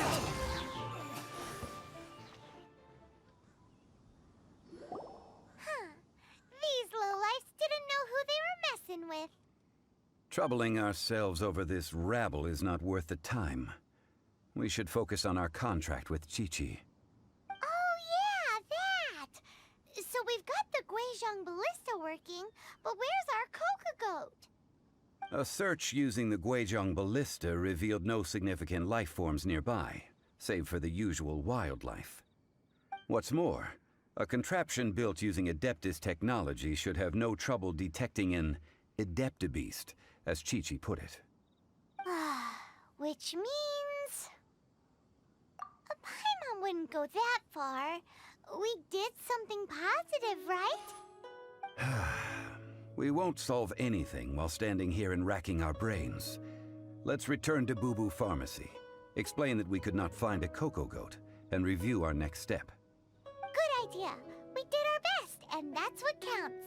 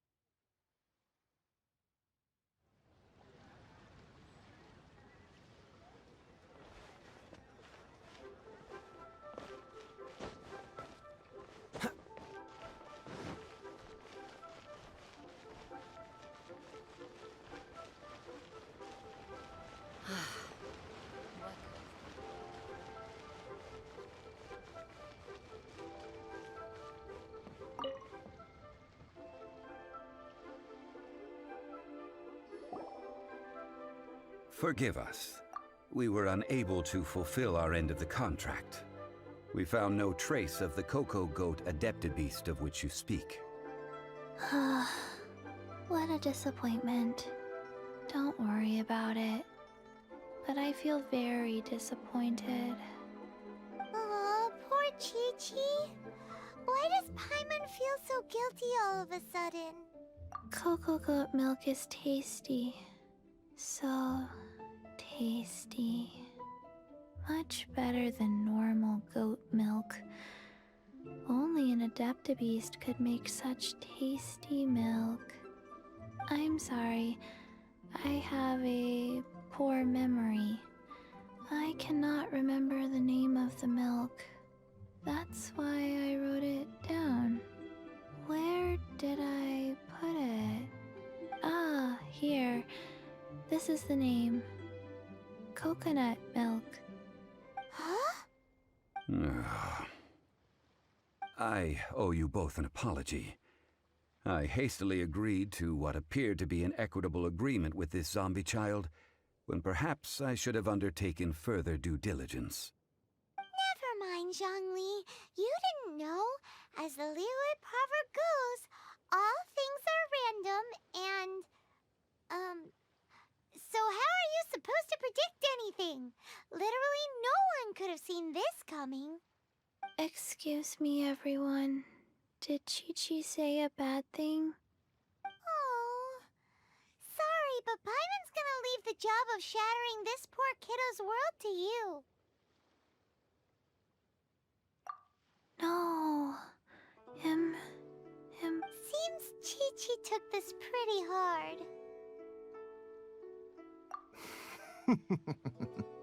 Someone learnt a valuable life lesson today, then. Thank you all for looking after my little Chi-Chi.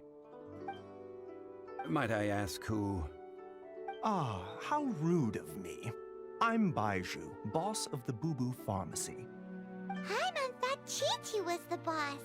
Turns out it's some wacko who wears medicinal ingredients around his neck. What a sorry state of affairs. This little mascot is even more of a simpleton than Chi-Chi. Ah! The snake is speaking! I prefer to stay silent, but faced with strangers, I must speak, lest you mistake me for an escapee from the medicine cabinet, for I am a living, breathing serpent! Don't mind Chengsheng. She's a good girl, really. As for you three, communal chaos causing with Chi-Chi aside, what business brings you here? Do you sell everlasting incense in this fine establishment? Everlasting incense? Why, of course we do. Whew, at last! Things are finally starting to come together. 3 million mora. Top quality. Guaranteed. You might as well just rob the Golden House! Oh, but the Chising have taken it over for now. Security will be tighter than usual. 3 million.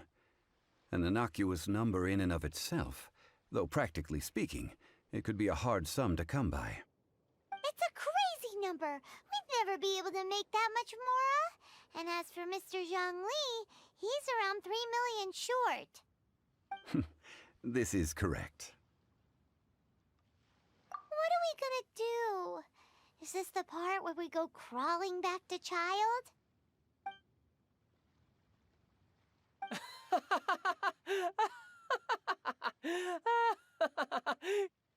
Coco Goat! Coco Goat! My sides hurt. Oh my goodness. I cannot believe you fell for that.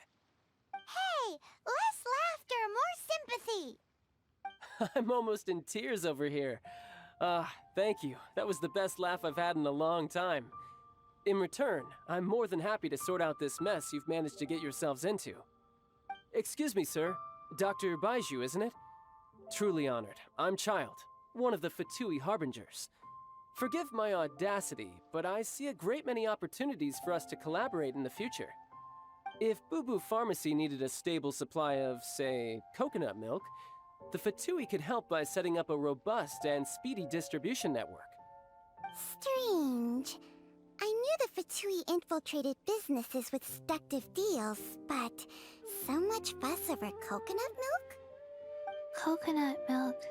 Baiju, quick. Chi-Chi wants coconut milk. Ah, yes, of course, Chi-Chi. Anything you want. Thank you, child. I look forward to a successful collaboration in the future. I can give you a discount on that everlasting incense, too. Let's say 2,990,000 mora. That's like 0 difference from 3 million. 2,990,000. Also an innocuous number in and of itself, though practically speaking, it is a whole 10,000 less than the original sum of 3 million.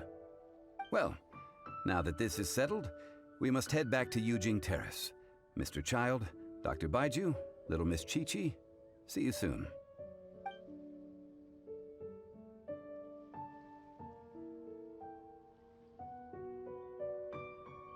Ah, that lot is an absolute riot. Honestly, I can't remember the last time I laughed so hard. So, you've been eavesdropping, I hope? What have I missed? Yes, Master Child. They spoke of the Qixing taking the Golden House. Well, well, well. Ningguang and her Qixing cronies. What else would they be hiding in the Golden House, if not the Exuvia? I apologize, but I warned you, didn't I? As the old Liyue saying goes, the walls have ears.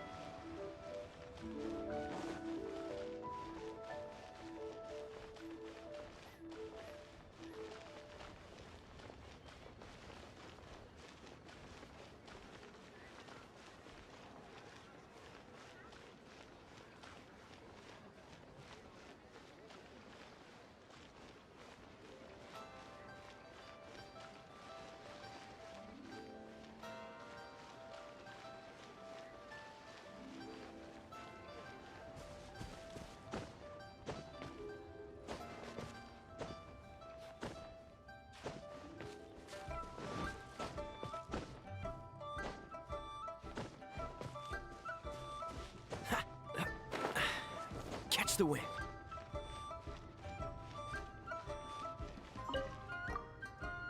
Well, as it stands, we've hired helpers, and we've acquired the everlasting incense. The completion of our preparations is not far off.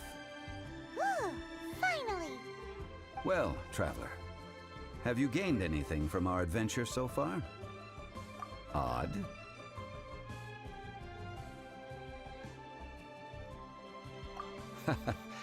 Which is it, I wonder? The questions that such travels raise are ever so complicated. Well, I'll leave you to ruminate over it yourself. As to remuneration for your help, I've decided to treat you to a meal. Oh, yes, don't worry. I will remember to bring the Mora this time. Tonight, I shall take you both to an old hole-in-the-wall, praised throughout Liyue.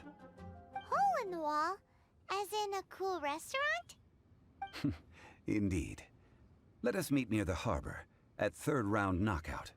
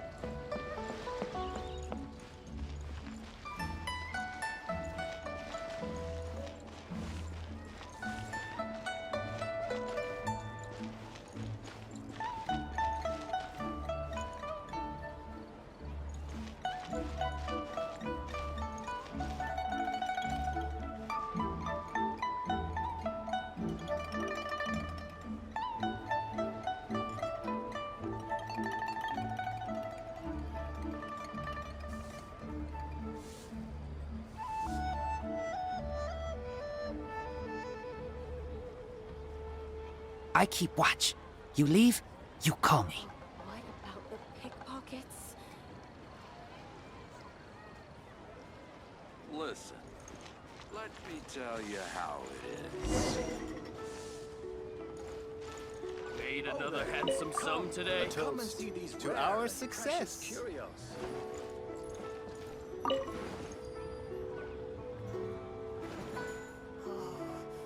This is a clear fire hazard right here. Ah, you're here.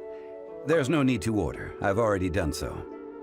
Third round knockout is not for lightweights, like those taverns in Moндштадте. Here, the owner does not take such unorthodox orders as fruit juice. I ordered some wine-fermented sweet rice balls for you, if that counts. If it is to your liking, dear customers, I shall continue the tale of Lady Ningguang's Jade Chamber. Hey, there's even a storyteller here. Great atmosphere. Besides fine wine, the excellent ambiance is the reason why this place is so well loved. But when I say ambiance, I refer to a different sort from the one the Teyvat travel guide uses to judge other establishments. As you all know, high above the land of Liyue lies a pavilion in the clouds, a palace in the mist. What does it mean to have all-seeing eyes? This, my friends, Lady Ningguang's masterwork that bridges earth and sky.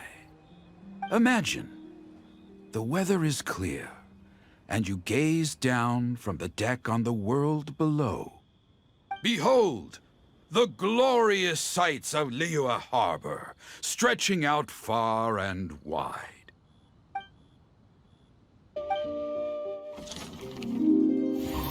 They say that when Lady Ningguang ponders important affairs, she retreats to her jade chamber with none but her 3 closest confidants in tow. Why brings she these trusted 3 to sift through sources, dig through documents, looking for information? Piece by piece, facts and figures paint a picture on the walls of the chamber.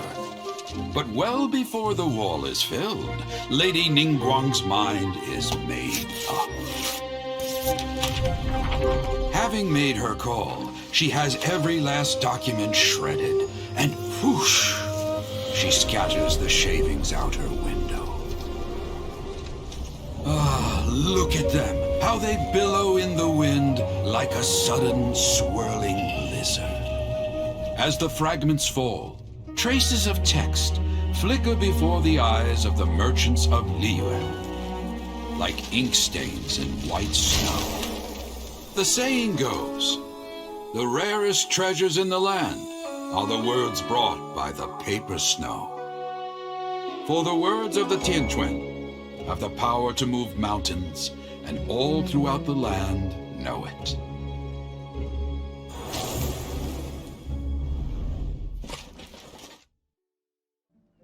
These are but scraps of paper, and yet they guide Lady Ningguang's hand. Such is their value.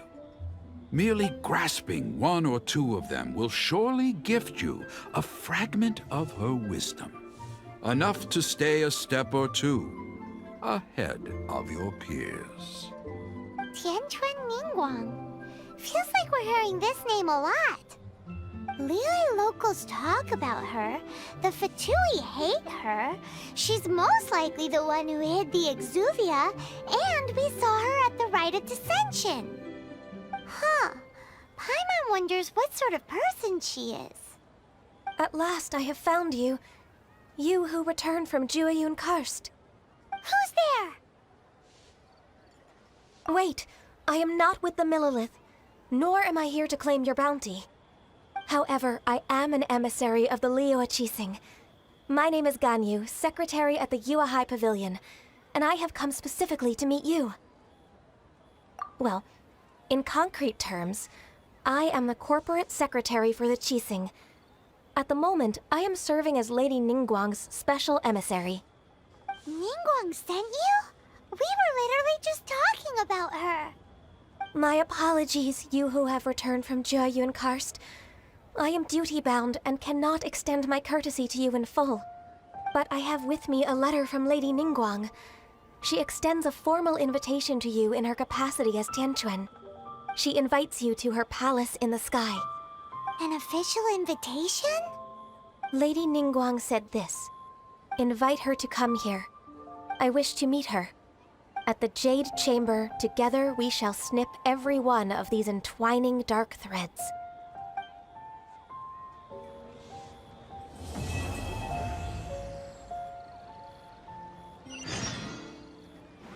And with that, the emissary who called herself Ganyu just disappeared. But we've received an invitation from the Liyue Qixing. Paimon still can't believe it. We'll be meeting people that have way more money than Paimon could ever count. We should be on our best manners. An invitation to visit the Jade Chamber is a rare honor indeed. You'd best be on your way now. But don't forget about the rite of parting. Once you've finished at the Jade Chamber, meet me at Dihua Marsh. Don't worry, we won't forget. Dihua Marsh. We'll see you there. Made another handsome sum today.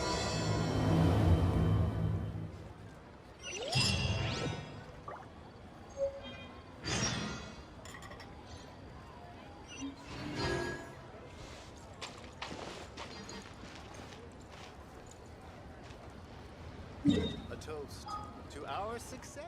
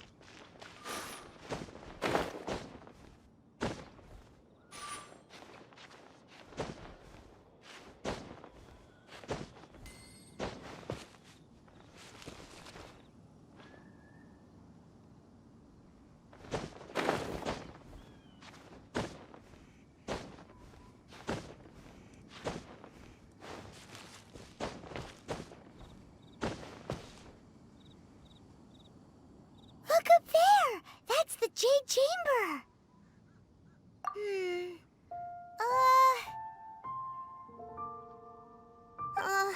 This is bad. Paimon's supposed to be your guide, but Paimon doesn't know where the way up to the Jade Chamber is. Well, since we want to go to the Jade Chamber, heading to its location on the map is the sensible thing to do. Let's look around. There has to be a way up there nearby.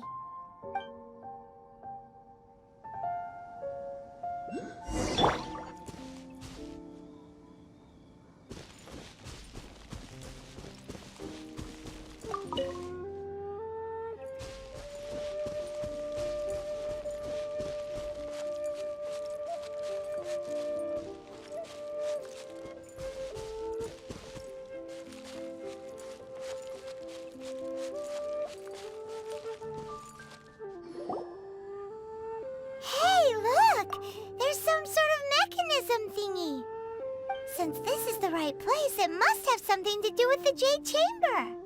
Yes, this must be the way.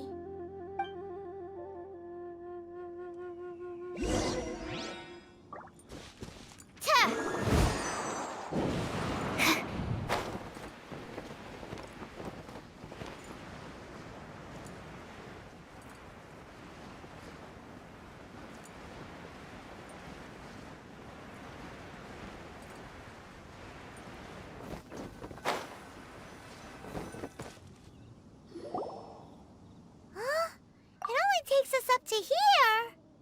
Aw, if that wind current was stronger, we'd be able to reach the top in one go. Huh? Why? Or... Oh, Paimon gets it! If it was a secret, Ganyu wouldn't have let us try to find it ourselves, right? Alright, let's follow your plan. Then we can... Oh, hang on a moment. Look down there. Looks like we've gotten close to the Guizhong Ballista. Paimon has a new idea. Why don't we shoot you up to the Jade Chamber using the ballista? No. Paimon may have just forgotten to think about the safety measures. Oh, that's right. Now that you mention it, we could use the Guizhong Ballista to see if there's another way up nearby.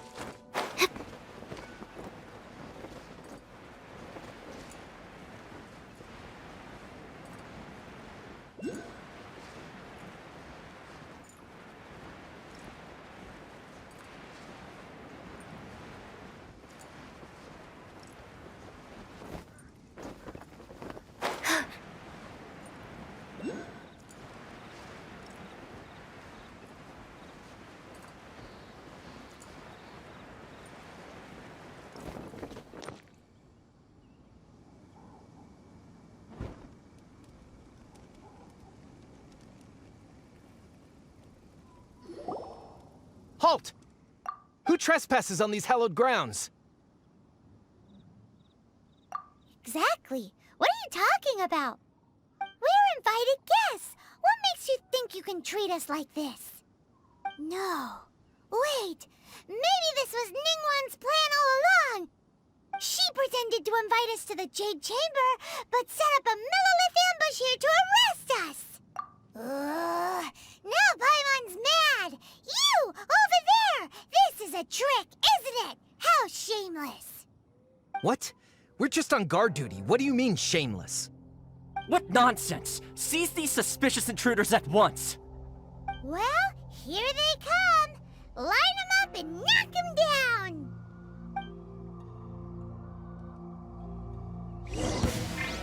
Stand clear. Absorption test. Dodge this! Don't get frostbite. I'm going in!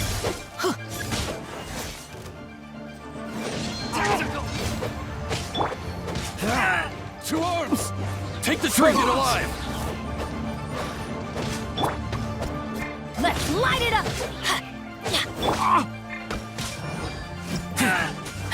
Animal test 63. Stand clear. Dodge this! This moment will be frozen in time. Retreat!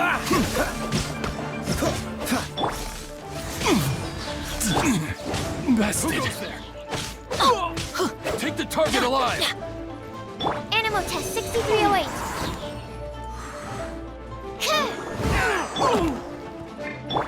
Swirl, Mark 2. Free!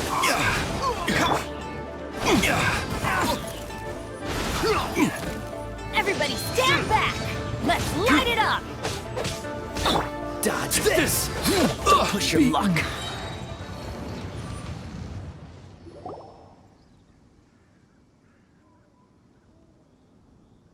Stop. What's all this about? Lady Coaching, these two strange people suddenly appeared. They seem to have designs on the Guizhong Ballista. Who are you calling strange? You want to go to the Jade Chamber? Who are you? We're invited guests, here to look for the Liyue Qixing. Who are you?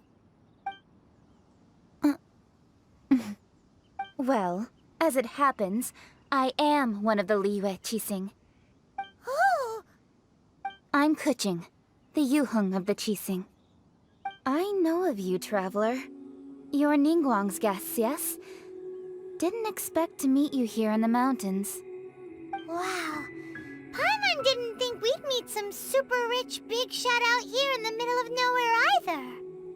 The Guizhong Ballista in Tianheng Pass has long been in disrepair, and yet it was fixed in a single night. I came here to investigate that occurrence. These Millilith are just here to guard the scene, not to arrest anyone. So this was all a misunderstanding? Paimon never would have thought. Anyway, for a mortal to be able to repair an Adepti mechanism is quite the mystery, even to the Qixing. That was... Eh? Oh, right. So, Lady Yuheng, might you have any idea why Lady Tianquan invited us to go to the Jade Chamber? Just call me Kuching. I'd say that Ningguang's purpose is to request that the savior of Mondstadt take a more neutral stance. Or at least, to not wholly side with the Adepti. We're not taking sides. We spoke with the Adepti. They want to protect Liyue as well. When you say protect, you're referring to their sanctimonious arrogance, aren't you? Huh? You are mortals, and thus under their protection. There was no way they would have regarded you as someone with the ability to assassinate a god. Naturally, they would also regard Ningguang's locking down the area, questioning the citizenry, and pursuit of the assassin to be pointless work. Perhaps they even wonder if there might be a cover-up. I'll say it like it is. They're underestimating us. Well, you've got a point there. Still, this is the first time Paimon's seen a person from Liyue who doesn't respect the gods or the Adepti. Should I respect the shallow sense of time and condescension to mortals that has caused them to delay in moving against us, Qixing? Forget it. I shouldn't speak of them this way. This skepticism is mine alone, and Ningguang does not share it. Either way, I will admit that the actions of the Adepti this time were quite restrained. Rex Lapis's death is indeed an extraordinary circumstance. But to think that they would call for a council of Adepti rather than come down here directly. How surprisingly civilized of them. Well, for Ningguang, she would talk anything and everything out if she could. But I doubt we can do that here. The time of the Adepti has long passed. If even the Liyue Qixing don't want to face that truth, then what future is there for Liyue?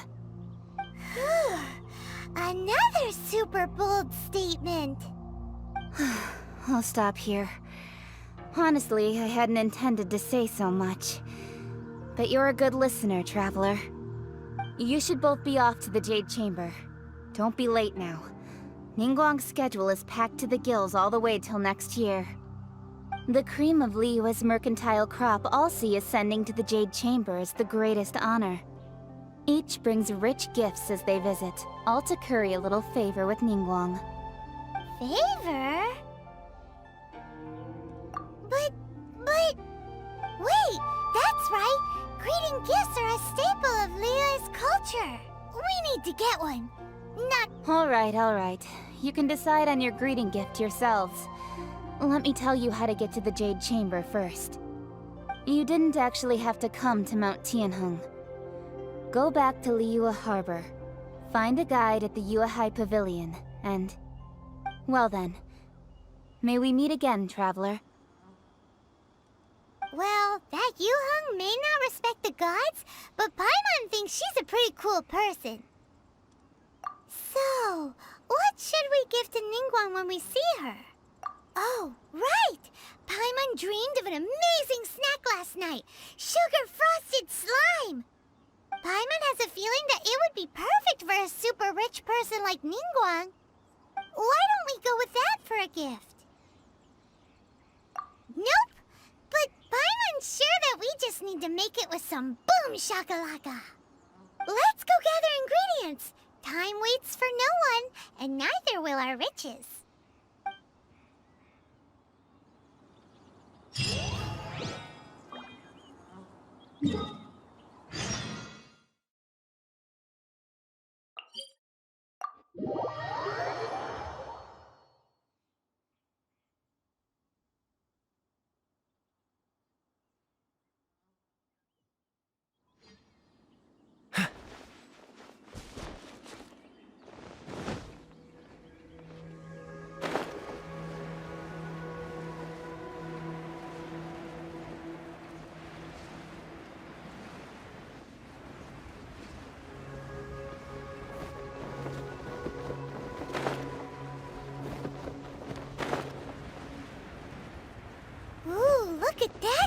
time. It looks crystal clear and very delicious. That's the one. Stand clear. Animo test 6308.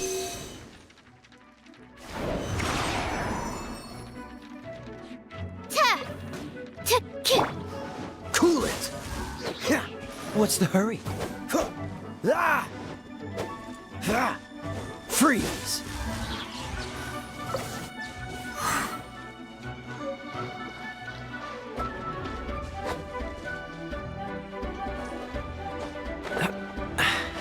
Catch the wind.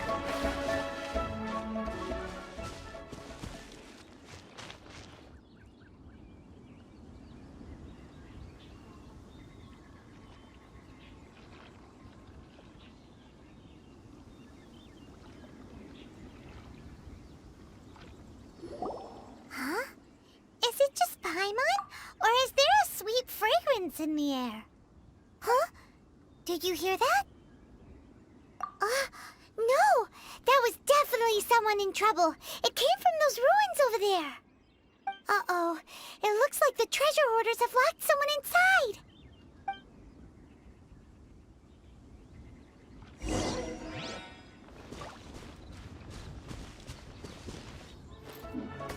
Stand clear. Animo test 6308. Oh, so sorry.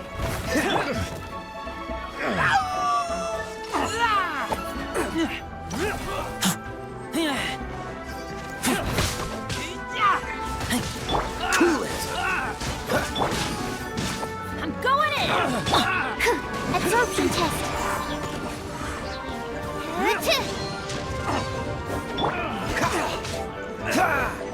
Dodge this!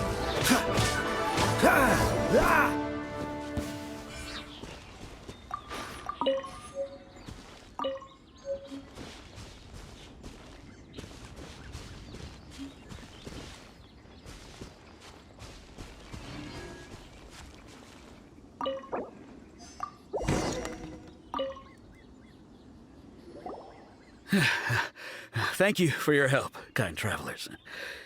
If you hadn't come to my aid, I surely would have rotted in this cell. Those treasure hoarders, when their mood was good, they'd rearrange those pots of sweet flowers. When they were in a bad mood, they'd rearrange my face. Aw, it was nothing. No need to thank us all at once or anything. I understand. Don't worry, I will compensate you both. Don't say that. I only escaped this predicament because of you. I'm Meng Dan, a supplier for Mingxing jewelry in Liyue Harbor. I often walk around these mountains in search of antiques. I never expected that those treasure hoarders would have their eyes on the same ruins that I had. Before I knew it, they'd caught and imprisoned me. Is there anything that you lack? Antiques, treasure, various knickknacks, you name it. Well, as long as you want what I have to offer, of course. Wait a moment. Actually, we are looking for something. Oh? And what might that be? Do you have a box that can store presents? We'd like a pretty one. The kind that you can use to store snacks. Of course we do. How can one sell antiques without gift boxes? At Mingxing Jewelry, we have the best gift wrapping service in the 7 nations. Now just give me a moment and I'll let the boss know. You can go see her whenever you require that box. Great! Paimon's sugar-frosted slime now comes in a beautiful package.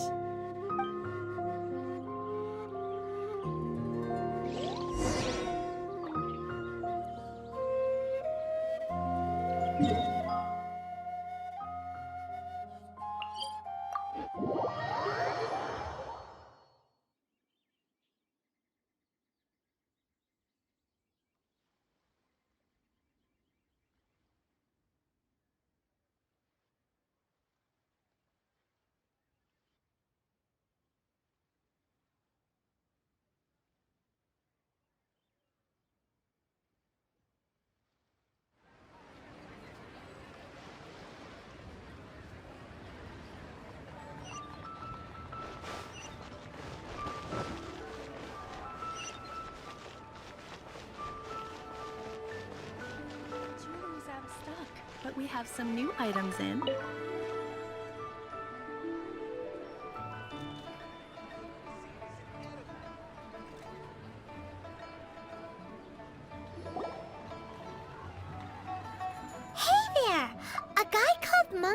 Told us that we could get a nice and shiny box from your store. Uncle Mung already told me about it. Thank you both for saving him. Many of the best goods in our store were found by Uncle Mung. If anything were to happen to him, it would be impossible for us to continue doing business. Here, this container is itself an antique, with at least 140 years of history. It's already been cleaned. Will it do?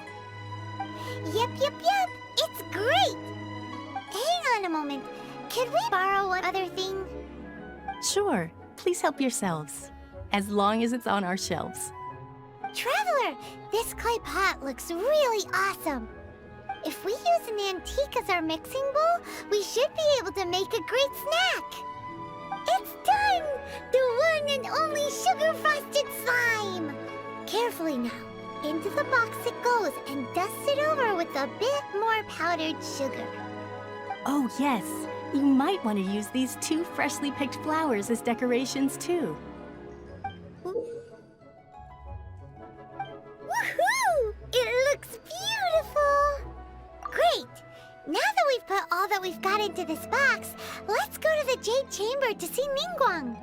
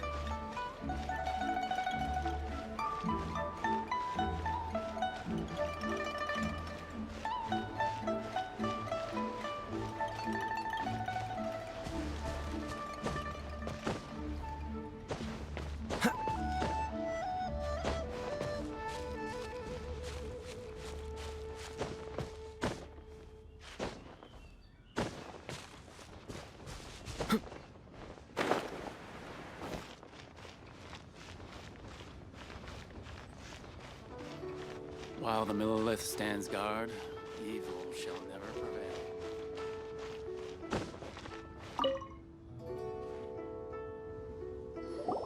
According to Kuching, this is what we should say. Excuse me, do you sell the moon here? Yes. How many would you like? It's not convenient to speak of numbers here. Ah, well said. Please, use this to ascend to the chamber. Yes, speaking of which, are you two the guests that Lady Ningguang has arranged to meet with today? Yep. And yet the code they used was not the one for guests, but for the Yuheng. What's going on here?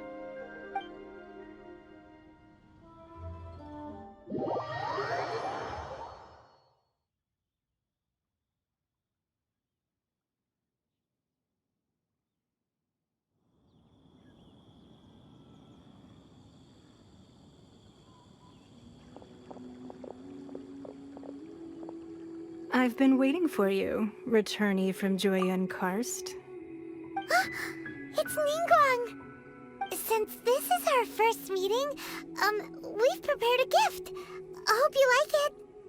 Oh, for me. You have my thanks. It seems that I have made things difficult for you, considering that you were supposed to be my guests. Oh no, it's nothing. I'm glad you like it too. This palace floats in the skies, higher than the peak of any mountain. From this vantage point, one may survey all of Liyue. I have been gathering the funds necessary to build it from the time I began learning the merchant's craft. And since becoming the Tianquan, I have spared no effort in hiring the best craftsmen to constantly extend it. At first, it was but the size of one room. Now, it is large enough to blot out the moon in the skies above Liyue. One day, I believe it will overshadow all 7 nations. Not many from outside Liyue earn the right to ascend to the Jade Chamber. But I have been in correspondence with the acting Grand Master of the Knights of Favonius, who spoke highly of you. As such, I have been putting eyes and ears out ever since you reached Liyue. What? And I finally got wind of your movements when you were on the way to Wangshu Inn. Wait! Was Vergoldet one of your people? Just Vergoldet? No. Everyone at Wangshu Inn is one of ours. At the Guizhang Ballista, yes?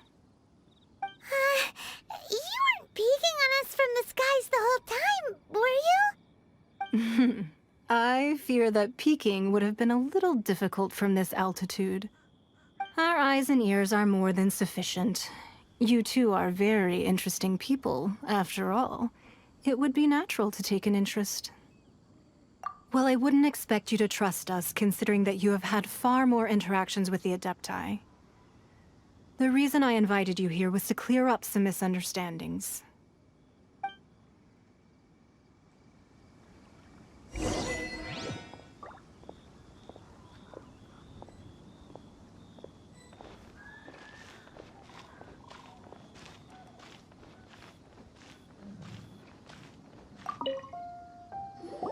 I believe that you've heard of the Archon War. Many gods used to walk this earth, and many long wars were fought between them that did not abate until 2,000 years ago. Much blood was shed, and many lives were lost.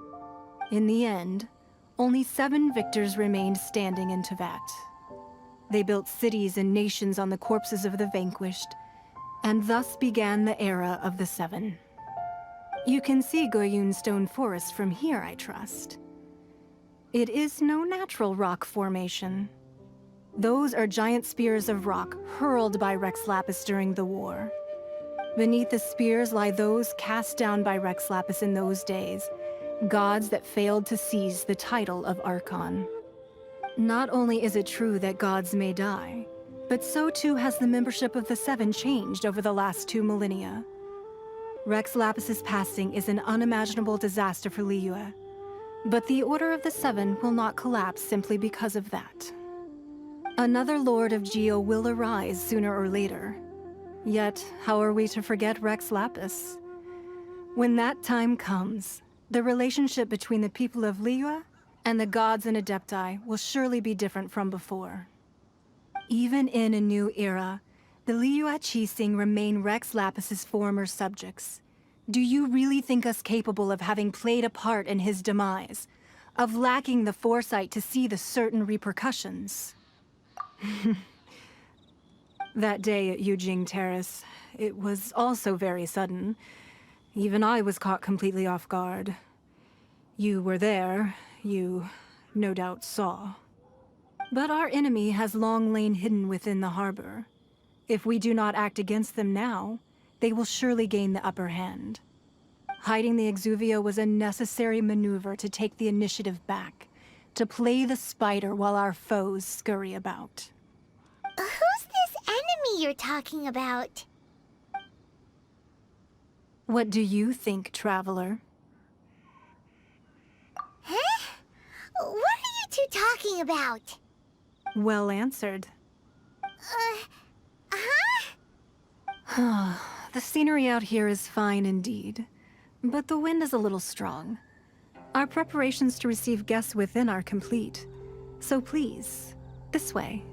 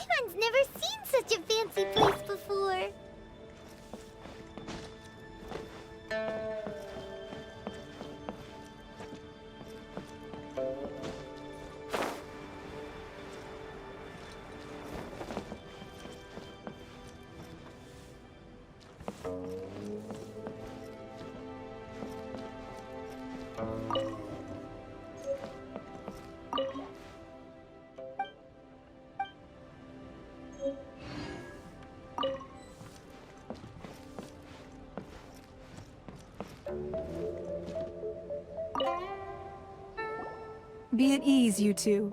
Make yourselves at home if you wish. Can we really? I have invited you two here as friends. And when friends come over to play, our enjoyment comes first. Ooh, isn't this that legendary wall? Why, you've kept your ear to the ground, I see. That's because even the storytellers are talking about it. Everyone's after a piece of paper from that wall. It's super famous. That's because that wall records Leo's secrets. Merchants have always been attracted to secrets. But the secrets of the mercantile world are of no interest to you, are they, traveler? You're rather special, really, and I think you're quite aware of that. If possible, I'd like to have your trust. But if you were to choose the more trustworthy person between myself and Kuching... You'd pick Kuching? Nah, I had a feeling. I originally thought her a bit too hard-headed. With someone of her character on the Qixing, I've had some extra messes to clean up behind the scenes.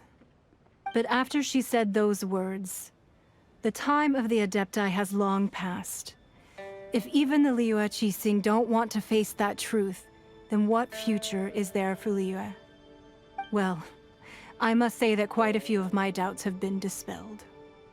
I won't deny that Rex Lapis's passing seems advantageous to us. But for Liyue's sake, we cannot allow ourselves to be shackled by rumors of our usurpation of power. Indeed, it seems that you understood what I meant to say from the very beginning.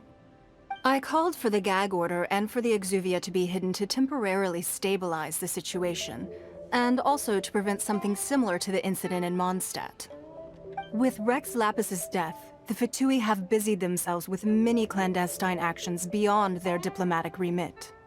As the Tianquan, one responsible for Liyue, I cannot be too concerned with appearances when opposing them. Allowing the rite of parting to take place was also meant to buy some time for us to take control of Liyue's administration. It's exactly as Zhongli said. The Qixing only provided the venue for the rite so they could use us for their own ends. Wait, that's right. Speaking of ends, could I say one other thing? Of course. Paimon's heard that anyone who sends a greeting gift gets a little something in return. So, does that include us? It's all right.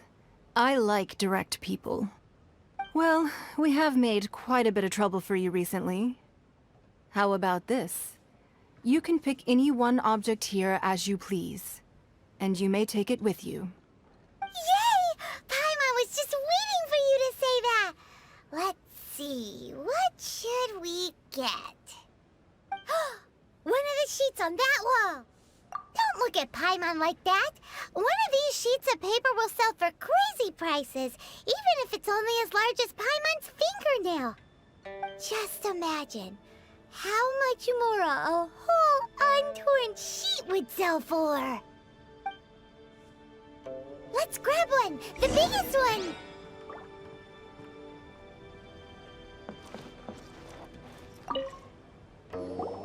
Huh?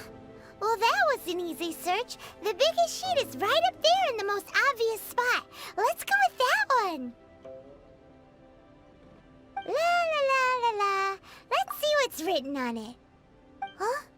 There's a place marked with a circle on here. Oh, could it be treasure? Whatever it is, it better make us filthy rich. Let's see what's written over here. Sigil of permission, something, something, Fatui, research, copy.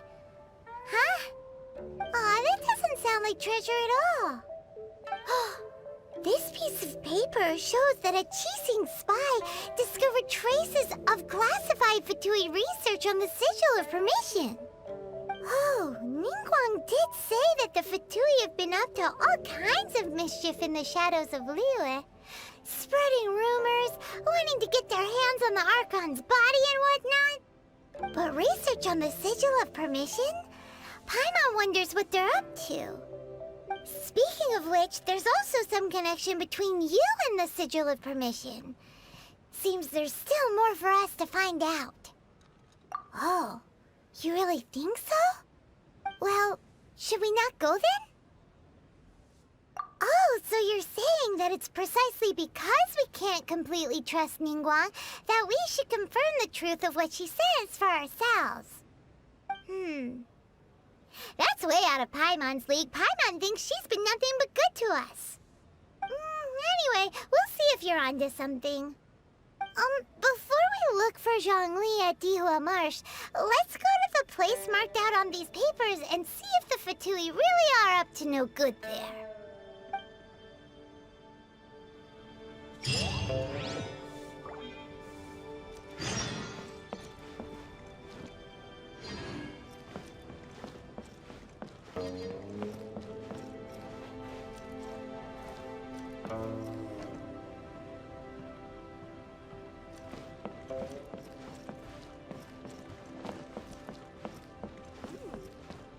This gives good market insight.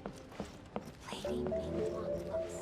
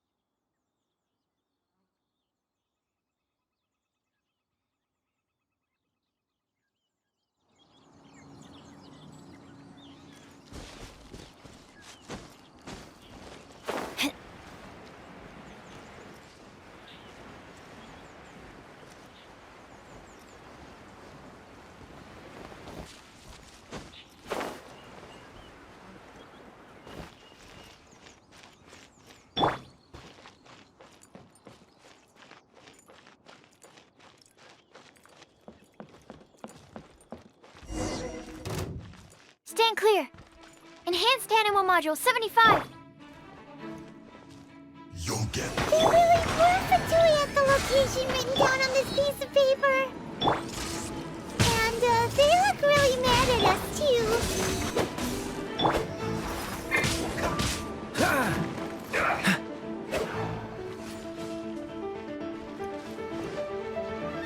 Don't push your luck.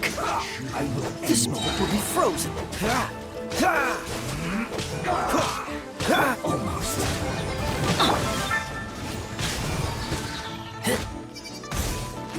This is bad. I guess.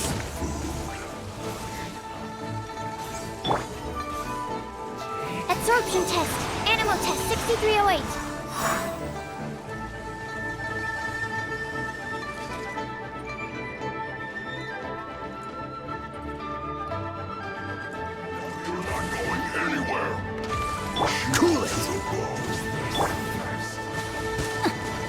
Teamwork is dreamwork! Off we go!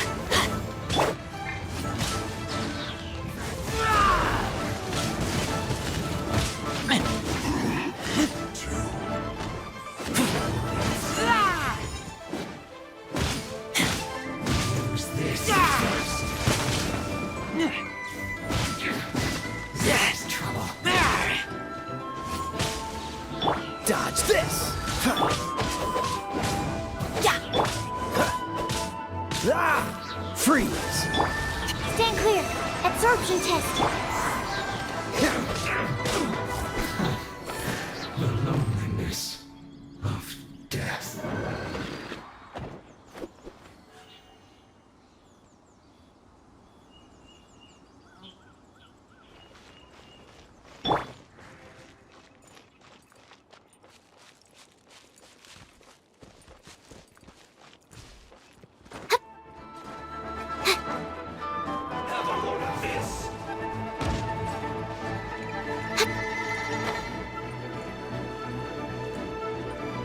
Stand clear!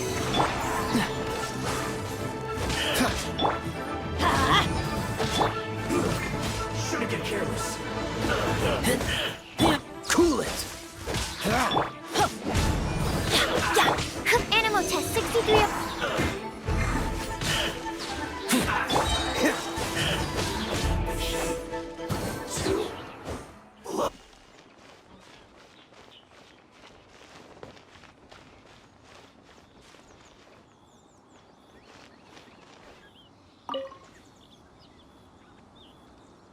There are so many talismans here. And some stacks of blank paper, too. Paimon's seen this pattern before. Oh, Paimon knows! It looks just like the sigil of permission the child gave you. But how did a relic of the Adepti end up in the hands of someone like Child? Oh, that's right. Cloud Retainer said that when the Lord of Geo created the sigil of permission, it wasn't to be used as some old relic. Talismans like that were once used in the Archon War to channel divine powers. Maybe the Fatui are copying the sigil of permission in hopes of achieving a similar effect. Being able to channel divine power in battle? Whew, that sounds pretty dangerous. And the plot thickens. We'll need to keep an eye on Child, that's for sure. Alright, that's enough sticking around here. We gotta go meet up with Zhongli soon. The last stop on our rite of parting preparations tour is Dihua Marsh. Let's go! Paimon hates being late.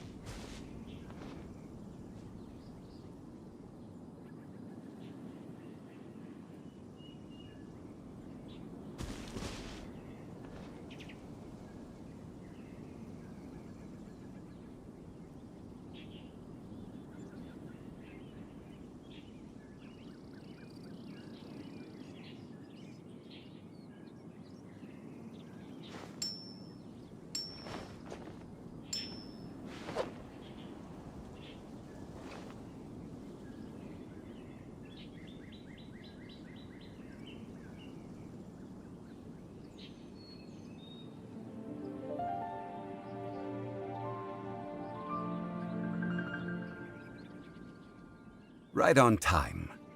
I myself only arrived moments ago. Did you enjoy your visit to the Jade Chamber? It was so big and pretty and expensive. Paimon's never seen such a fancy schmancy place before. Indeed. It's second to none in all of Liyue.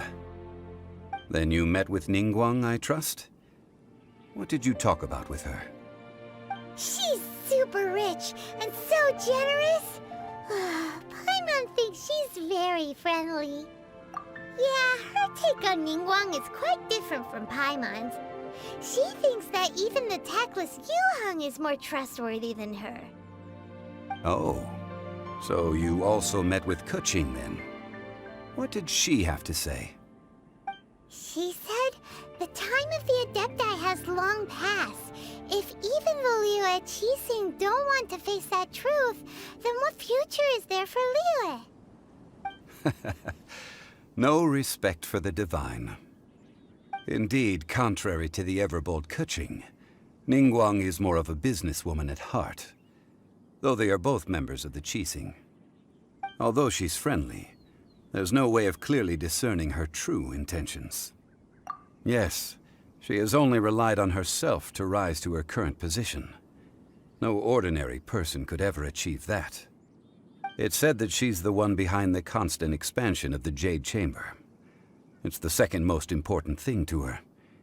Even if she ever gave up the position of Tianquan, she would never give up the Jade Chamber. The Jade Chamber is only second.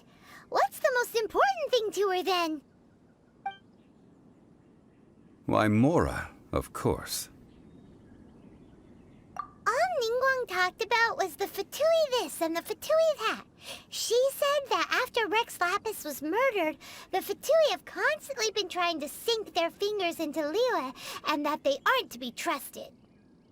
That is how the Fatui have always been. It doesn't surprise me in the least. No matter what they may be planning, you must be careful when dealing with the Fatui. Always be on your guard.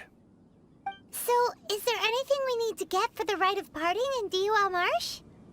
Yes, as a matter of fact, there is. Today, we'll be gathering wild glaze lilies. Glaze lilies? But why did we come all the way out here? Doesn't the garden in Yujing Terrace have some? Even Qingse Village has glaze lilies. Oh, right! Paimon remembers that Madame Ping is always tending to flowers. Maybe we could ask her. No. Those lilies have all been gardened by people. They won't do it all. Dihua Marsh used to be full of glaze lilies. It is a sort of joyful flower that listens to human song. Before the Archon War, Dihua Marsh was all dry land and fertile soil. But the war caused landslides, and the land was flooded, turning it into the marsh you see now. Nearly all the glaze lilies were wiped out. Of course, there are some kinds of flowers that have been preserved and gardened by people in the city. But very few people know that glaze lilies may still be found in the wild. Wild glaze lilies have the strongest fragrance.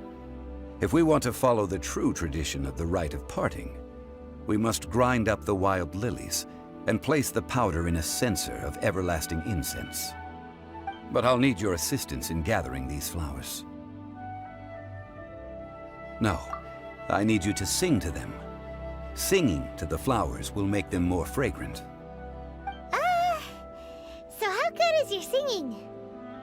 Really? Why doesn't Paimon believe you? We'll only know once she starts singing.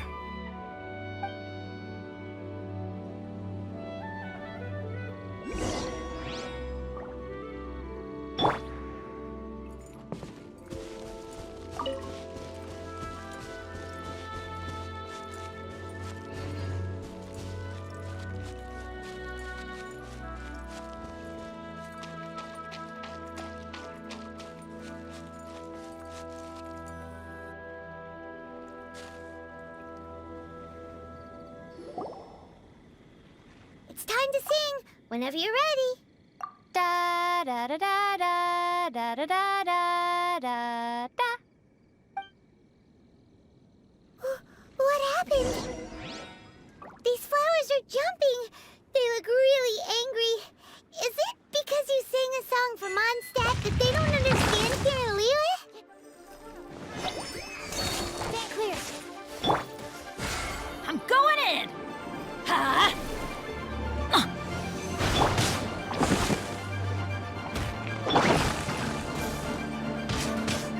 What's the hurt? Let's light it up! Ta! Animal test 6308. Stand clear.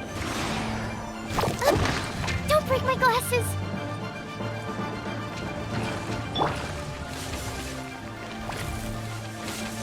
Let's light it up!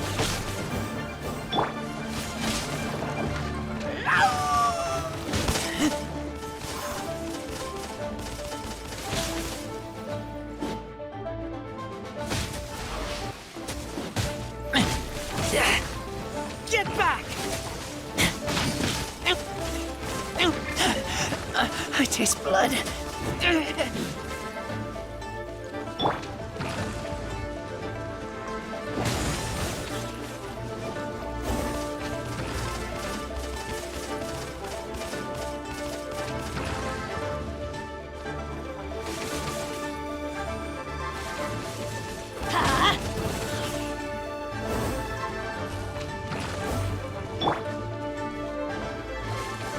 Absorption test.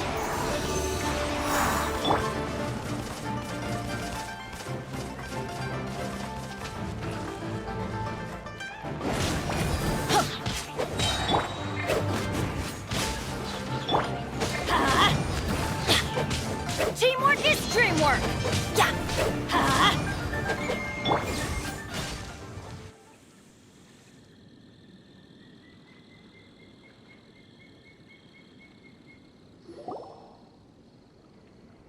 Those weren't glaze lilies. Glaze lilies wouldn't hit people. This little monster is known as a whopper flower.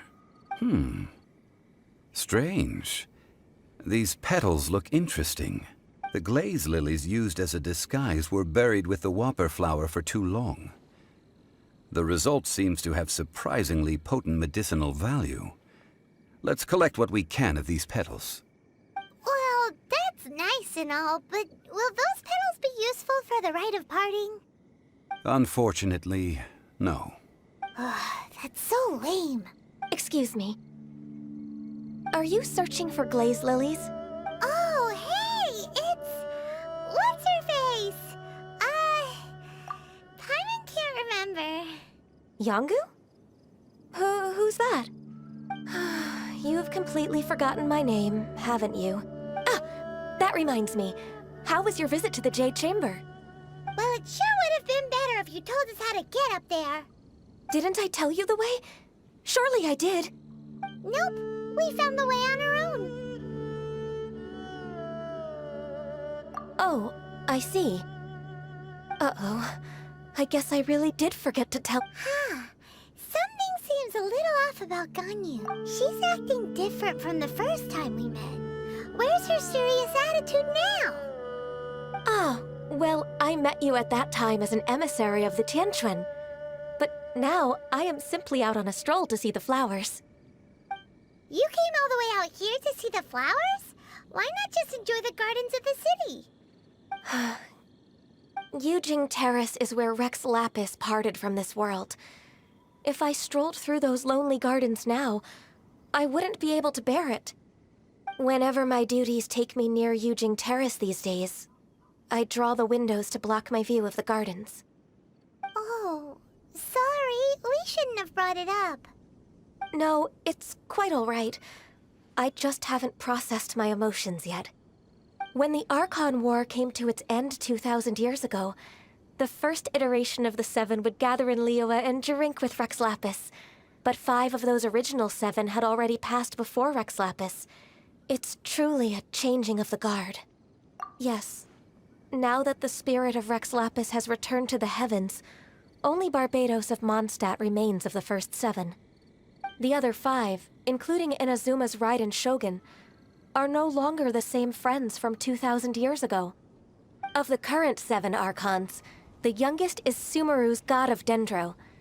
He is merely 500 years old, whereas Rex Lapis was more than 6,000 years old at the time of his passing.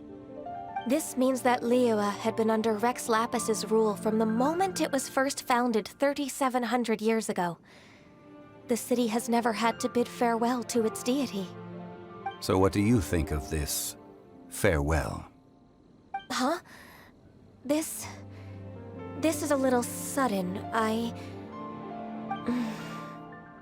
As a mortal, I've never dared to imagine a Liyue without Rex Lapis. But as an Adeptus, I think I will eventually come to grips with reality. Since Rex Lapis has passed, the time of Liyue's contract with the gods and Adepti has now reached its end. Huh? Did you just say, as an Adeptus? Yes, I am a mix of human and Chilean.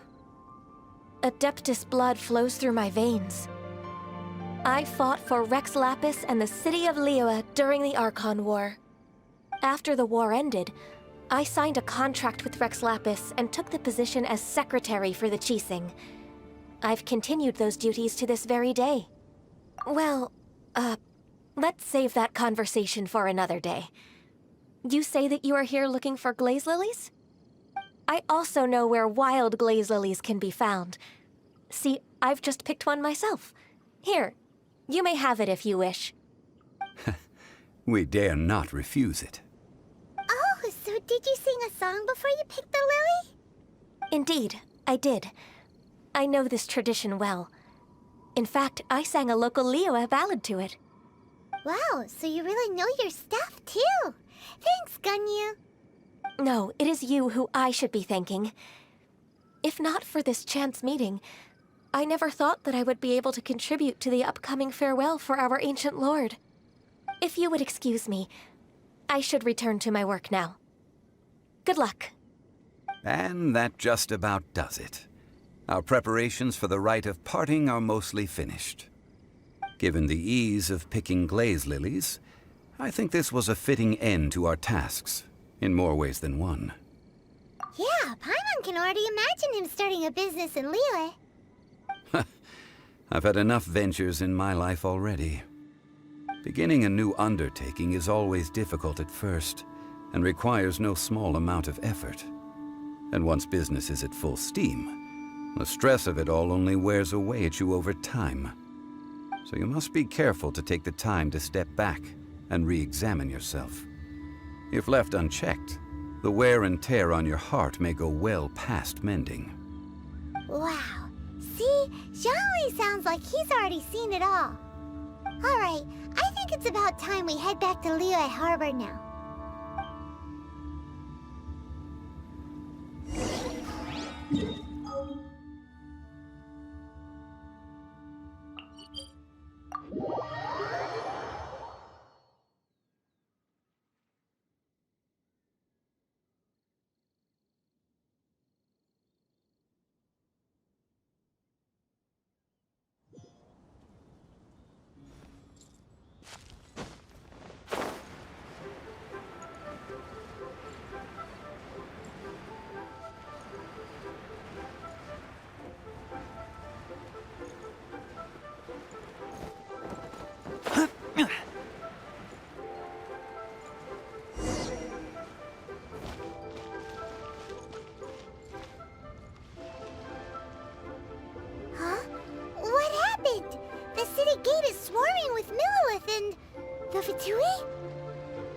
This atmosphere is highly abnormal.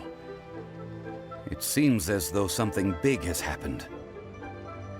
We should ask around a little, just to be safe.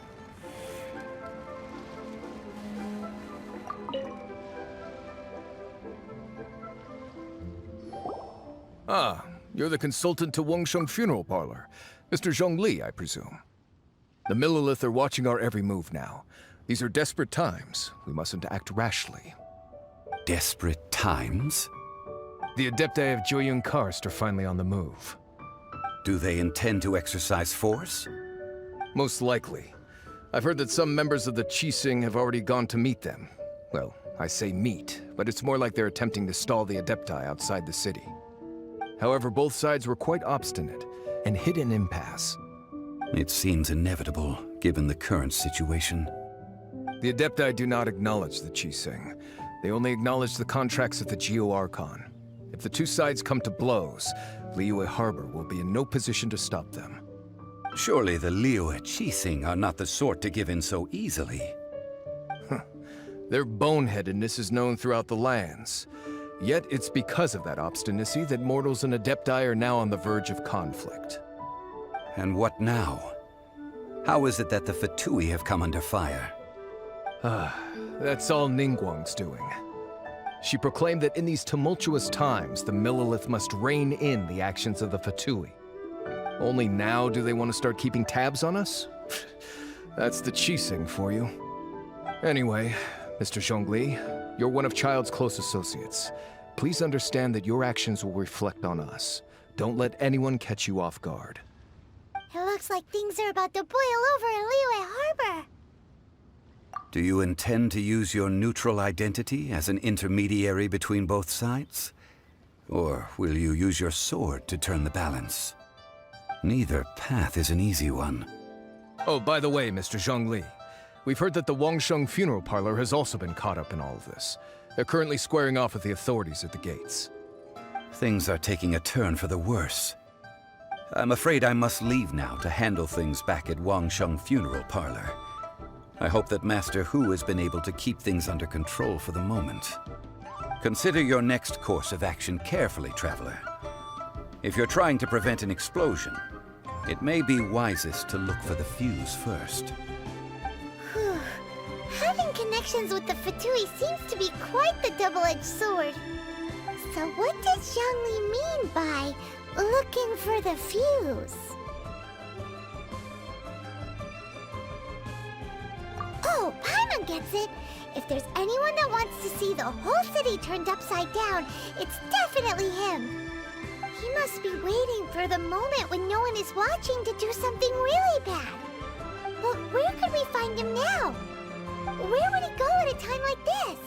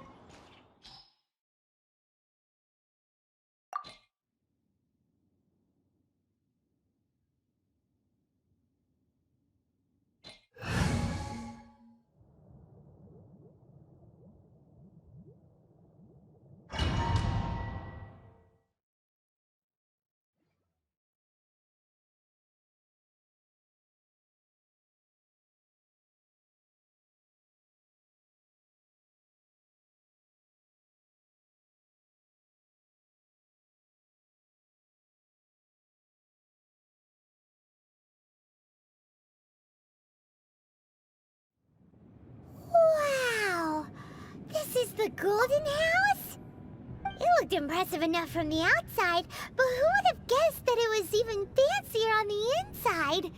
And so full of mora. This is where all of Teyvat's mora is minted, right? In that case, maybe they won't notice if a few mora go missing. Oh, so it's a trap! Tricky, tricky. Good thing Paimon's got you here. But even if we can't take any, we can still have a closer look, right? Or better yet, take a nap on top of a mountain of mora. It's like a dream come true. Oh, right. Back to business. It's quiet. Too quiet. Surely someone's gotta be guarding something as important as the Exuvia. Huh? Look! What happened here? Uh-oh. Paimon smells trouble. Quick! We have to go make sure that the Exuvia is all right.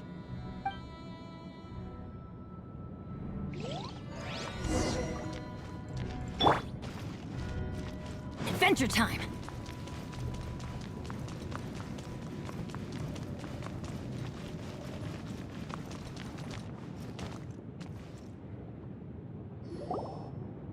You've already fulfilled your task as guides, so why do you still linger here? Haven't you already seen enough trouble for today? Huh?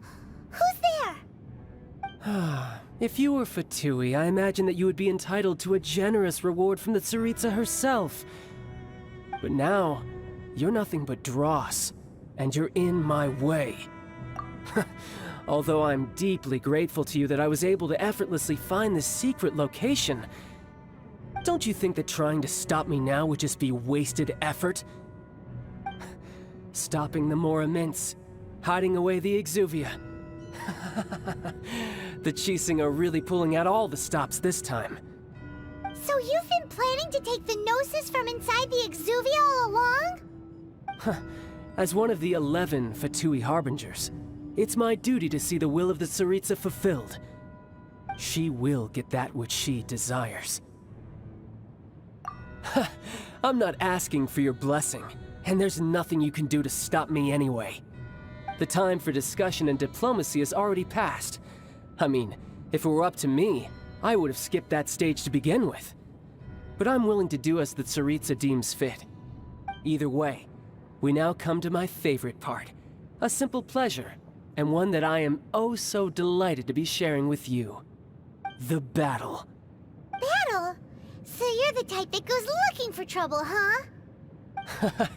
You could say that. When Signora offended the deities outside the cathedral in Moндштадте, she swiftly left the scene once her mission was accomplished. Instead of confronting you directly, she chose to rely on the snow and ice to make her escape. She wouldn't want the knights to come running towards the sound of battle now, would she? When she faces a worthy opponent, she will prioritize her mission, weigh the outcomes, and consider the consequences of her actions. But as for me, the greatest pleasure of being a Harbinger lies in crossing blades with strong opponents. We won't let what happened in Moндштадте ever happen again! Oh, so you intend to fight me? Good. I won't kill you, Traveler. I'll just play along, to feel the thrill of battle. Besides, you could never defeat me, not even in your wildest dreams. But hey, try to relish the fight anyway, because if you ask me, without that, what else is there?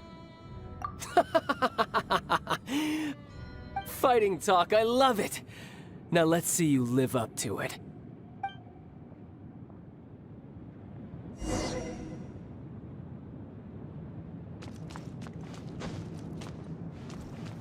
This chance is hard to come by, so show me all you've got.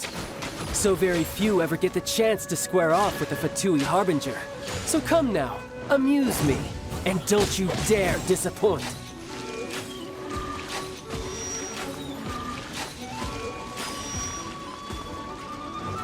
Animal test 6308.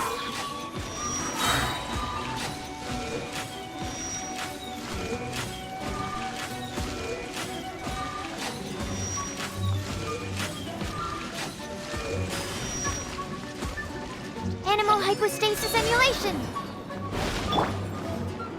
Done. Dodge this! Passable effort. Poor timing. Try this. Cool it! Run all you like.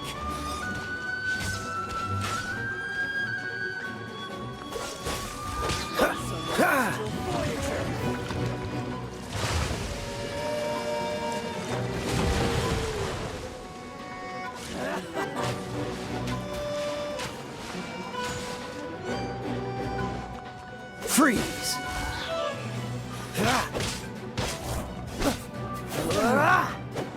Cool it! Not bad, not bad.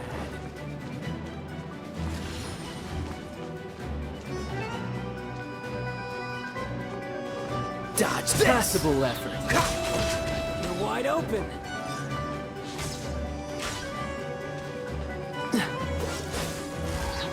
Cowering already?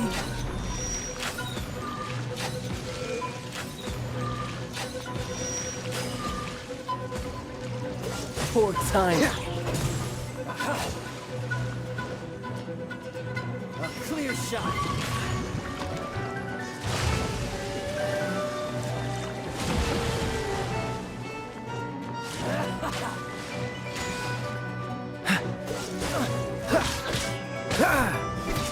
We've made some progress. What's the hurry? Guess I should take you more seriously. Haha, good. No wonder Senora was so wary of you.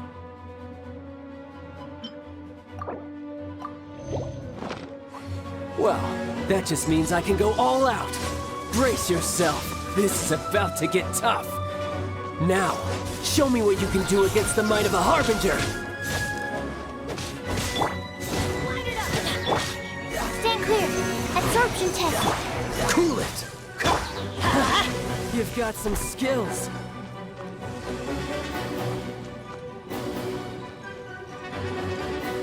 I'll crush you! I'm going in! Why do they never miss? Freeze!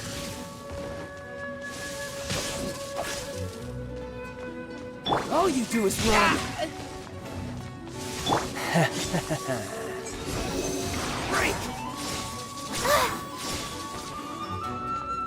Stand clear. Cool it! Freeze! Ha!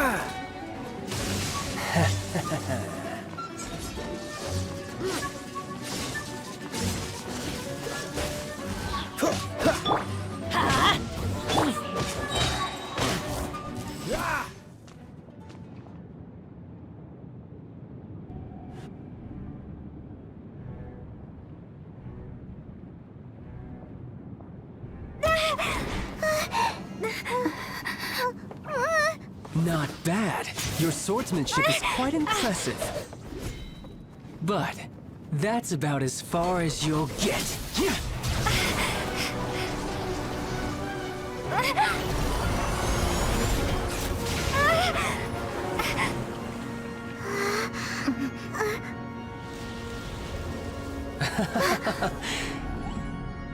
Didn't think you had that card hidden up your sleeve.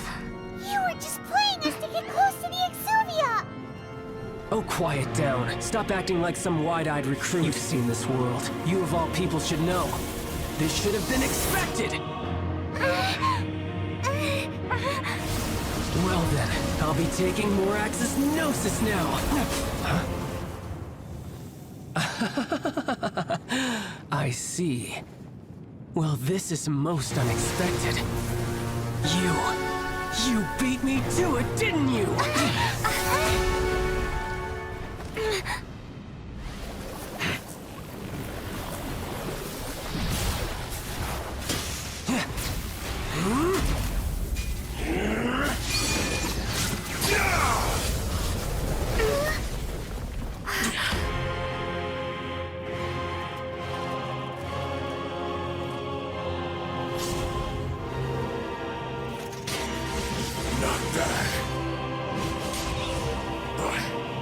This is going to cost you!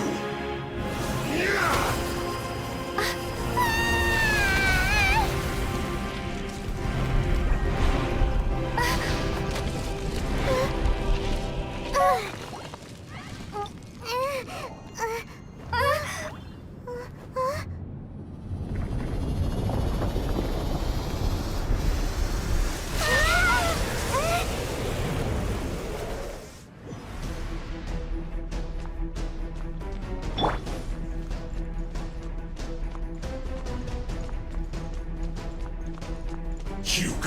Gnosis ahead of me, didn't you? Did you simply move faster? Or did you leak the information regarding the Golden House to me on purpose? No matter.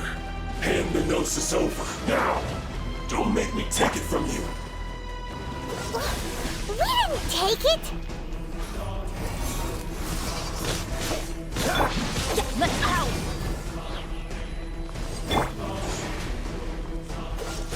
Ow!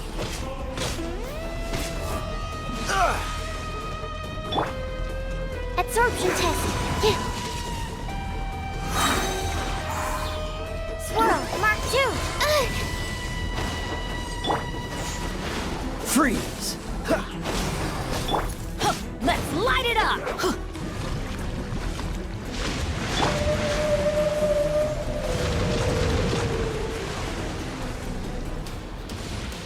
Stand clear! Dodge this!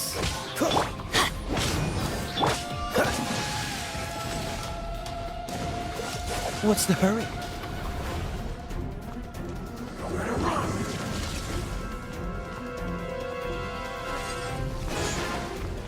Cool it!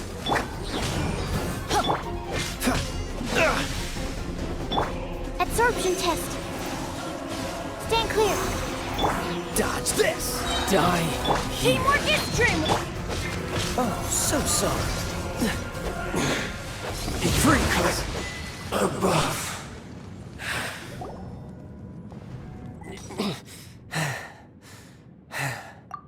Look! Child's back to normal again! Well then, time to cool off. It seems the burden of the foul legacy transformation was too great for my body. I lacked the opportunity to think this through. And now that I consider the matter more carefully, you never had any chance of beating me to the Gnosis. You had no connection to the Gnosis, no matter where it had been taken. That's what we've been trying to tell you! We didn't take it! Your show of ability today far surpasses that of Signora's initial assessment of you in Mondstadt. Tell me, how could that be? You already know the answer, don't you? I can see it in your eyes. But if that is a secret you wish to keep, I guess I'll just have to curb my curiosity. This battle has already left me satisfied. Anyone who strives as I do to grow stronger shall be called a friend, even if our friendship can only be shown in battle against one another. Pretty sure that's not the normal way to make friends. Unfortunately, I must bring this amiable conversation to an end. My quest still beckons. Given that the Gnosis wasn't taken by anyone, then we must look once again to the beginning. Perhaps it was never in the Exuvia to begin with. In fact, it might be that the Exuvia was just a diversion of sorts. What? So you mean that... Yes, it appears so. Interesting to say the least. It seems that the guardian deity of the capital of commerce is also well versed in little maneuvers beyond the boundaries of contracts. As such, we must now look to our backup plan. Backup plan? I had hoped it would never come to this, for the weak will be swept away in the process. The truth is, the world belongs to those who pursue strength. I seldom willingly involve myself with the weak. Unfortunately, we cannot be picky about our methods as Fatui harbingers. Children must all learn to eat their vegetables sometime. So what are you planning to do? I will awaken the god that lies dormant beneath Guyon's stone forest. A god? Osial, overlord of the Vortex, who was defeated by Morax, the Geo-Archon in the Archon War, and who has remained pinned beneath the waves by the Geo-Archon's stone spears ever since. If such an ancient god were to be unleashed upon Liyue Harbor, defenseless without the protection of its deity, do you think the cunning Rex Lapis would just stand aloof and watch the ensuing destruction? But the Archon War ended 2,000 years ago. How can an ancient god appear in a world now overseen by the Seven? Simple. I've already prepared the means to awaken it. Hey, those are sigils of permission! Oh, Paimon remembers now. The Fatui have been researching them. Indeed. The one that was given to you was just a byproduct of our research. With the power of so many sigils of permission concentrated in one place, along with that which was bestowed upon me as a harbinger by our Tsaritsa, breaking the subduing might of the Geo-Archon spears for a time should be no obstacle. Using the powers of ancient gods in such a situation fails to interest me, and is largely against my principles. But knowing that such an action will not only force the Geo-Archon to show its hand, but you as well, that makes matters a little more intriguing.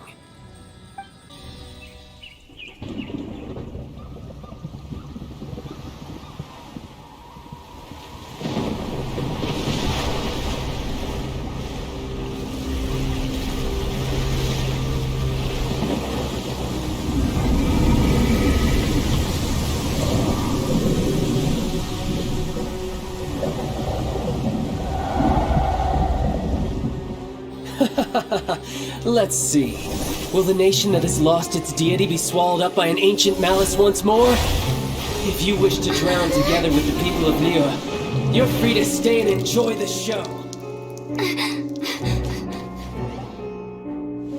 Huh? He's already gone! That guy is fast! What's going on?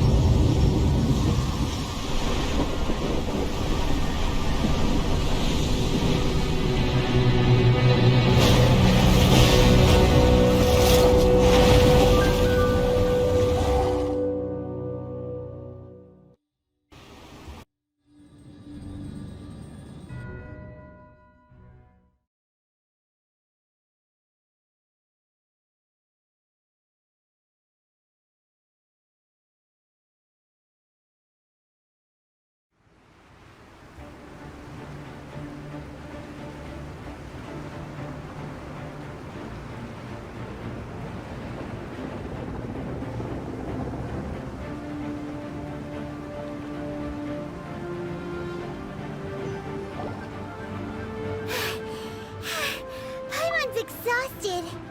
If we hadn't happened to see the Jade Chamber flying over just as we came out of the Golden House, we really wouldn't have known which way to go. Did we make it in time?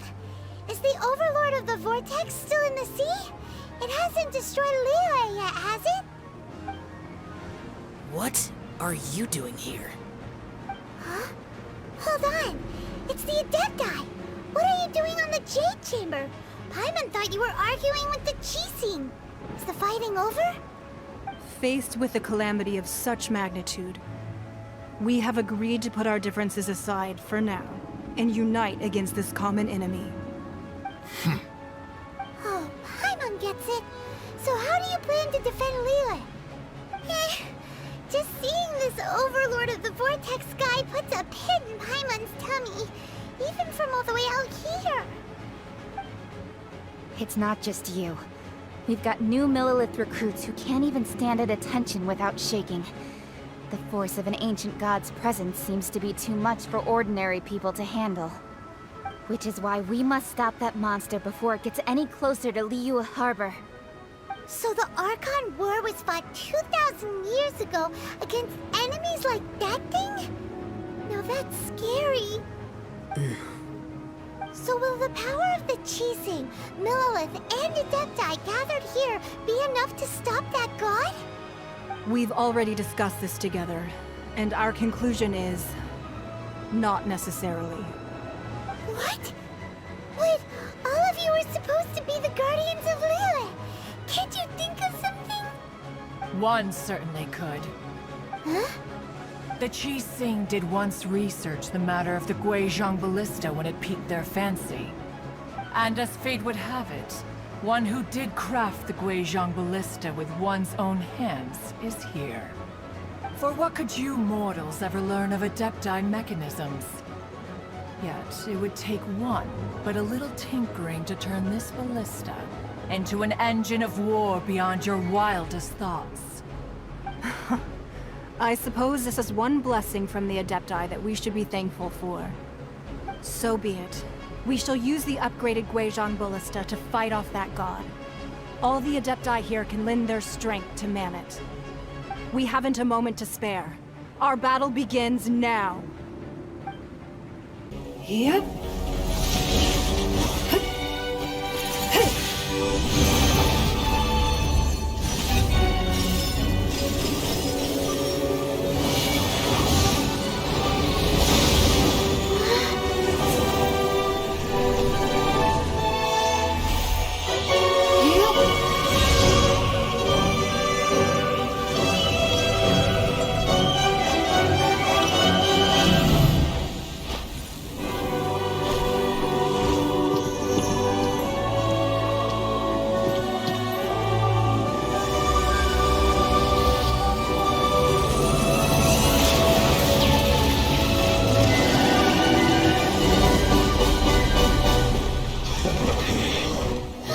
The Fatui! They're attacking the Glacial Ballista!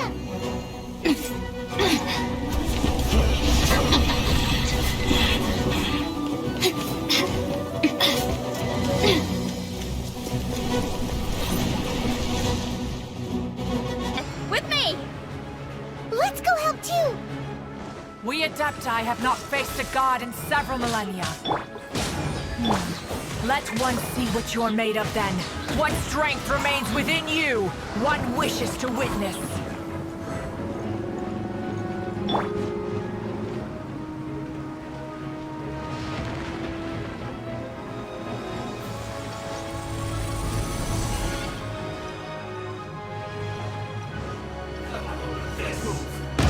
Dodge this! Let's light it up! Absorption test! Cool it!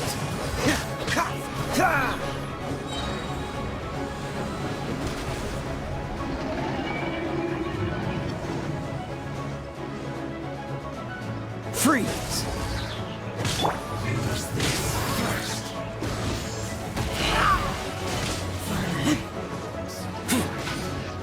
Be a killjoy!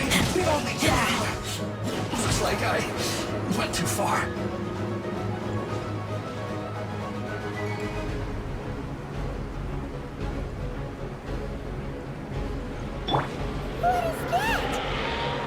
That is Osial's divine power. I am very familiar with it. Be careful not to get hit.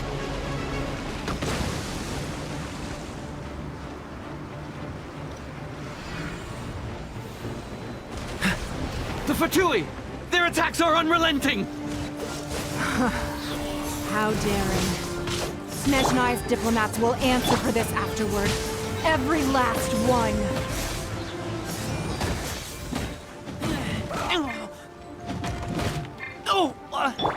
Animal hypostasis emulation! Animal test 6308! The ancient god's attacking again!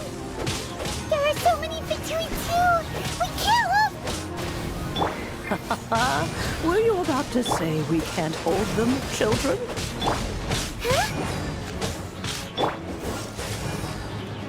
Don't lose heart. Here, take this.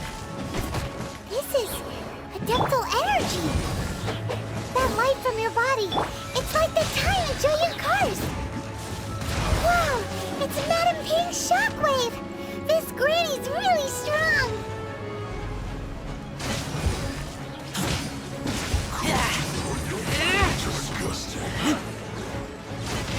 Time to fulfill my work.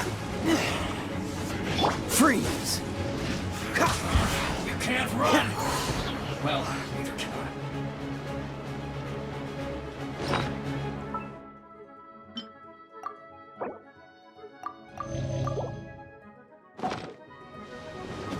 Don't get frostbite. Dodge this! I'm going in! With the blood of the Chilean, I guard you against evil! Cast your fear of injury by the wayside, and fight with all your might! I too did this during the Archon War! So this is what Ganyu's like in a fight! My name means swiftness. Take my power and run as I do. We're going too fast!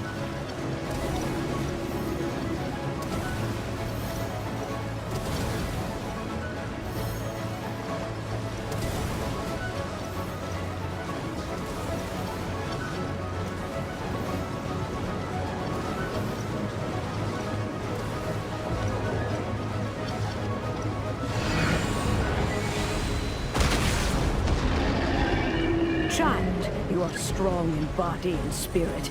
Perhaps you can withstand 3 forms of adeptal energy at once. This will hurt a little. Please bear with us. Once you've adapted, try to use them in battle.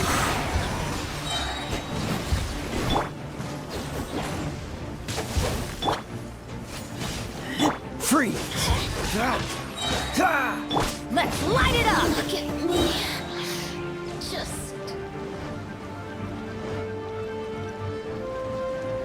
Everybody stand back! Cool it!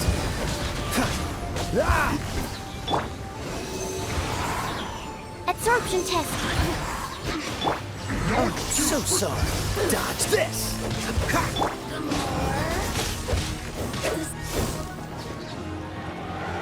Exercise caution! I fear that the god's power has reached its peak! In other words, if we hold here, there's nothing worse to come, right?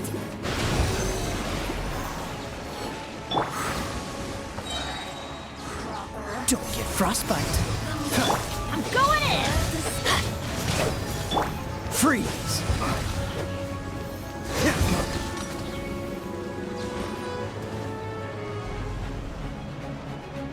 Cool it!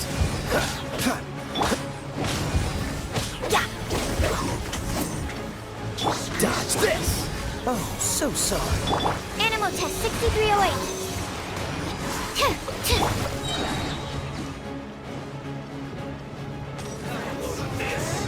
Everybody stand back!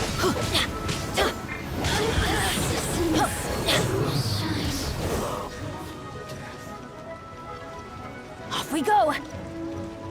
Cool it! Let's light it up! The Fatui's numbers are thinning! Fight on, comrades! Once we finish this lot off, the Adepti will be able to deal with the god in peace!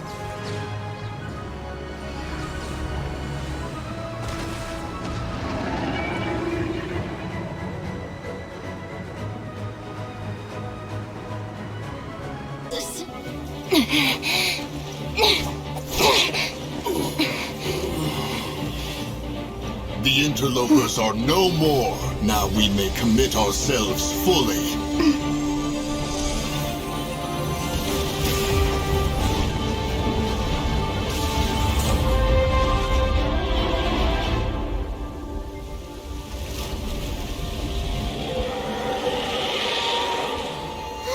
It's working! We just need to keep this up!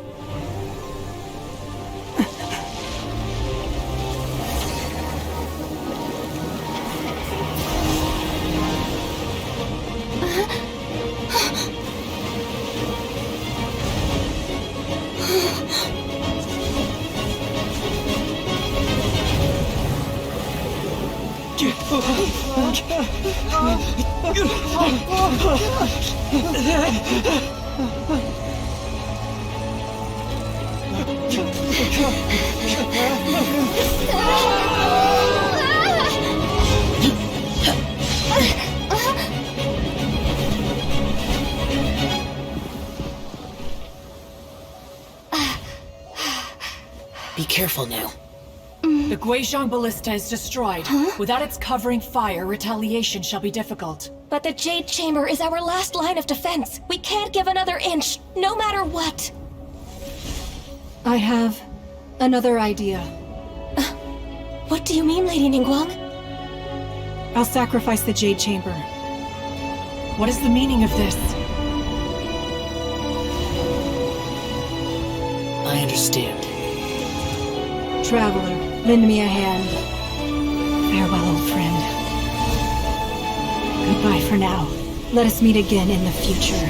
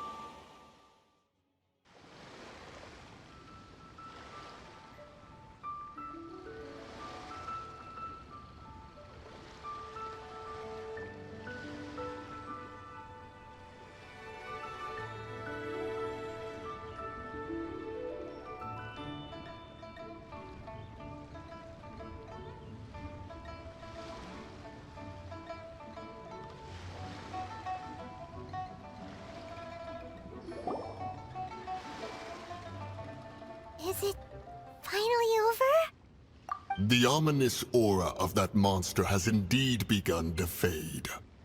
The effects of the Sigil of Permission last but a short time. It will be some time before the Overlord of the Vortex can make any waves again. We are indebted to you for your assistance. If the Adepti hadn't happened to be here, the future of Liyue Harbor would surely have been in great jeopardy. Save your flattery. We didn't just happen to be here. Surely you won't pretend to have forgotten the reason for which we came. Come now. There's no need for such harsh words, Cloud Retainer. I've heard that when Ningguang began learning to do business, she had already started setting aside part of her then limited income in preparation for building the Jade Chamber. At first, it was only the size of a small room, but with continued expansion, it has become the palace that lies before you now. It is a testament to Ningguang's entire life, both as a businesswoman and as the backbone of the Liyue Qixing.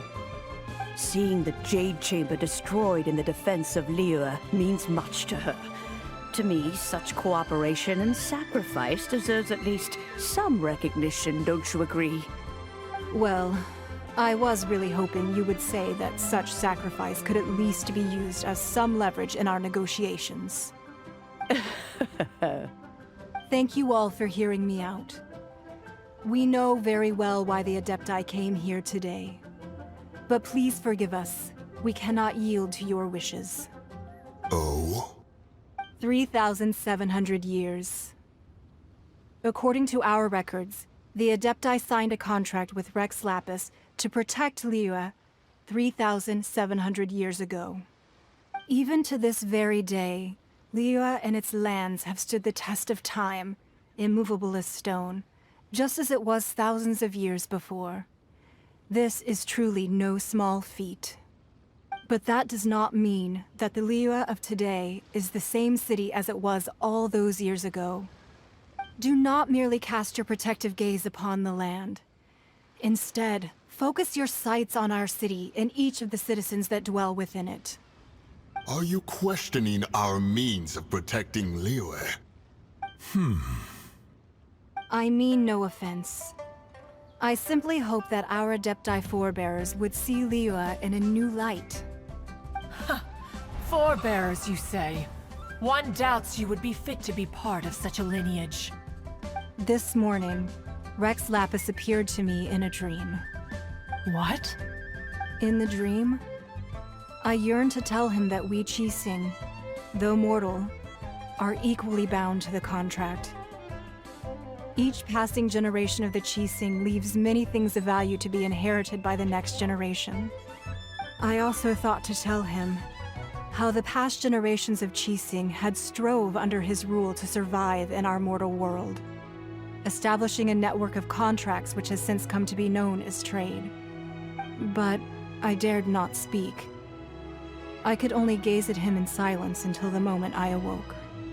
Oh, Ningguang. Yet another perspective. What are you trying to say, Outlander?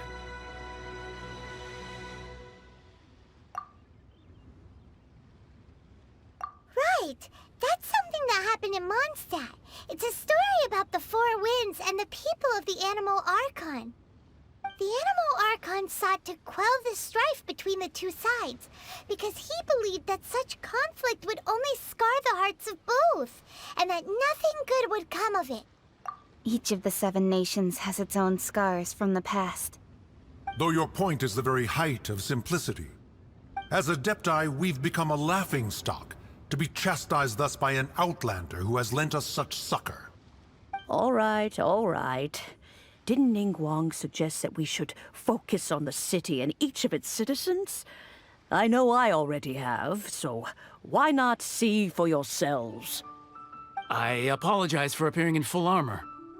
I am afraid I cannot show the proper courtesies. And who are you? I am Feng Yan, a sergeant of the Millelith. I have come to extend my thanks to the Adepti. I thought this battle would perhaps be my last. But thanks to the aid of the Adepti, Our forces were not as badly battered as I feared we might be. Although I am a mere mortal soldier, I promise to hold the line and never betray the grace given to us by the illuminated Adepti this day. Huh?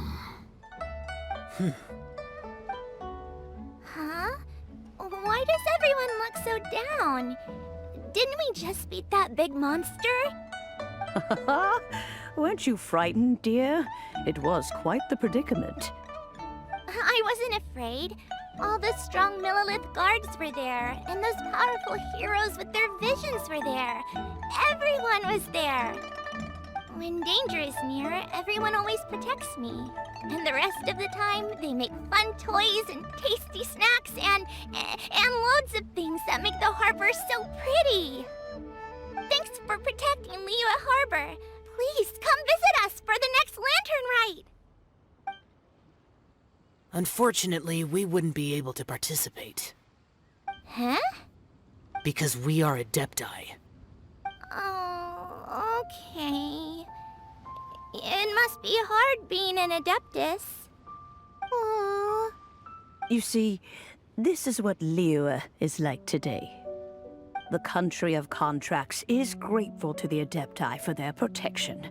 But it is no longer necessary for the city to rely on the Adepti's power to solve every little niggling matter. Although their blood is weak, there is still strength to be found in those we call mortals. The time of contracts between gods and Liyue has long since passed. Now is the time of contracts between Liyue and its people. Seeing the port around us now, it is hard not to feel a bit out of place. Wouldn't you say so, Cloud Retainer? Your line of inquiry is askew. One did not spearhead this expedition to Liyue Harbor. Seems like the Adepti have had a change of heart. Let us return now. Eager to leave, Conqueror of Demons. Yes, one understands what the Conqueror of Demons means. The city of Liyue has changed much after our long separation.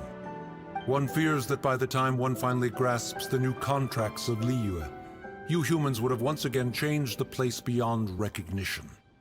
Fair enough. Away we shall, and return whence we came.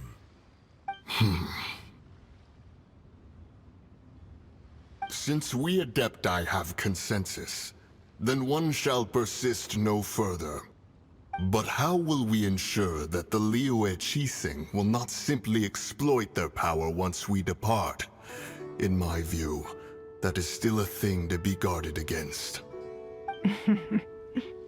All right, Mooncarver, you needn't worry. It seems to me that this right of supervision is best left to the people of Liyue. Looks like the conflict between humans and Adepti was avoided. Oh, right! It's nice that we've got peace and all, but we're forgetting one thing. Child wanted to unleash the god so he could lure Rex Lapis out. But we were able to handle the Overlord of the Vortex on our own, so Rex Lapis never showed up. Oh, and speaking of that, don't we still need to get to the bottom of that Archon's death, too?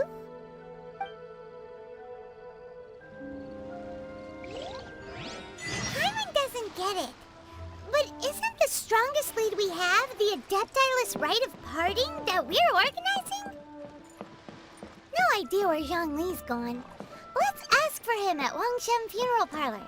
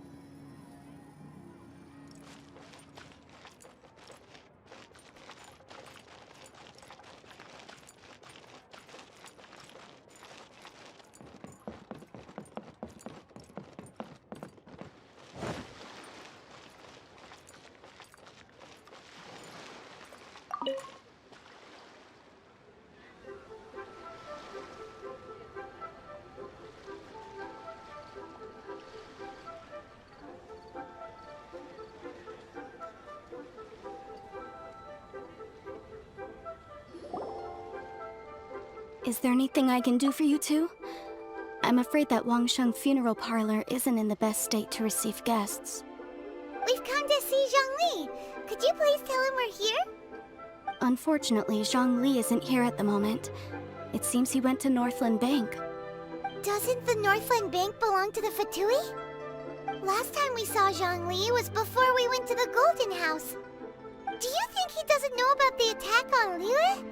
Visiting the Fatui at a time like this could only mean more trouble. We had better go and make sure that everything is okay.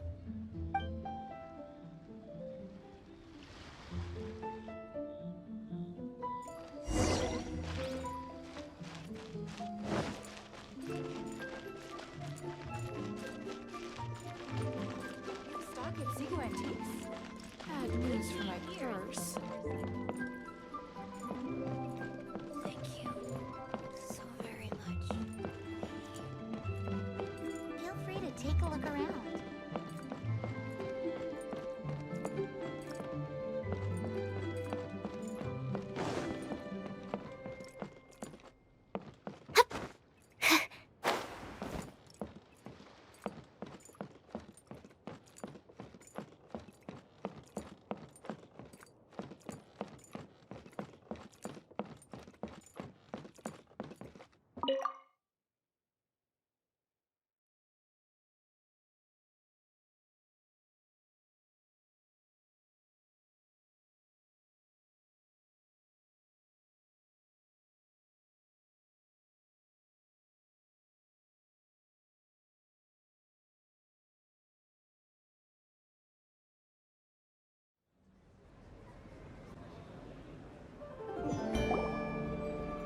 You call this cooperation between harbingers?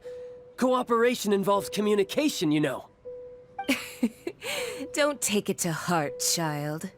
Besides, aren't you happy that you got to skip the formalities and bring chaos to the land? I'm sure you must have enjoyed that. Oh, it seems that some of your friends have arrived. Hey, it's Zhongli and Child. And you! You're also one of the Harbingers? It's you two. I believe we've met once before. In the city of Bards, was it? I'm glad you still remember my name. Ah, right. I imagine that it must have been rather hard to forget watching helplessly as something precious was snatched away from your friend. No, don't let her get to you! You've yet to gather the powers of all 7 elements, and our last battle at the Golden House was almost more than you could handle. So it might be best to keep things peaceful this time, seeing that 2 of the Harbingers are here. Well, if it isn't you two. This is our first time seeing each other since Liyue was nearly wiped off the map. This is certainly a bit awkward, wouldn't you say? Paimon knew that we should never have trusted a Fatui Harbinger. Oh, now don't say that. Sure, I may have misled you, but I never had anything against you personally. Besides, I thought we were getting along quite well together, didn't you? Except for that little tussle we had at the end. Nothing personal. We just have different views, that's all. Of course, you may very well hold this against me, but that's up to you. The real deceivers here are Senora and Zhongli. Curse them for leading me on. So actually, I think... Stop wasting time, child. There'll be plenty of time to chat once I'm through here. You remember the agreement, Morax. Now, if you would be so kind. The Gnosis, please. What in the world are you talking about? The contract is fulfilled. That which thou seeketh is now bestowed unto thee. For my promise is solid as stone.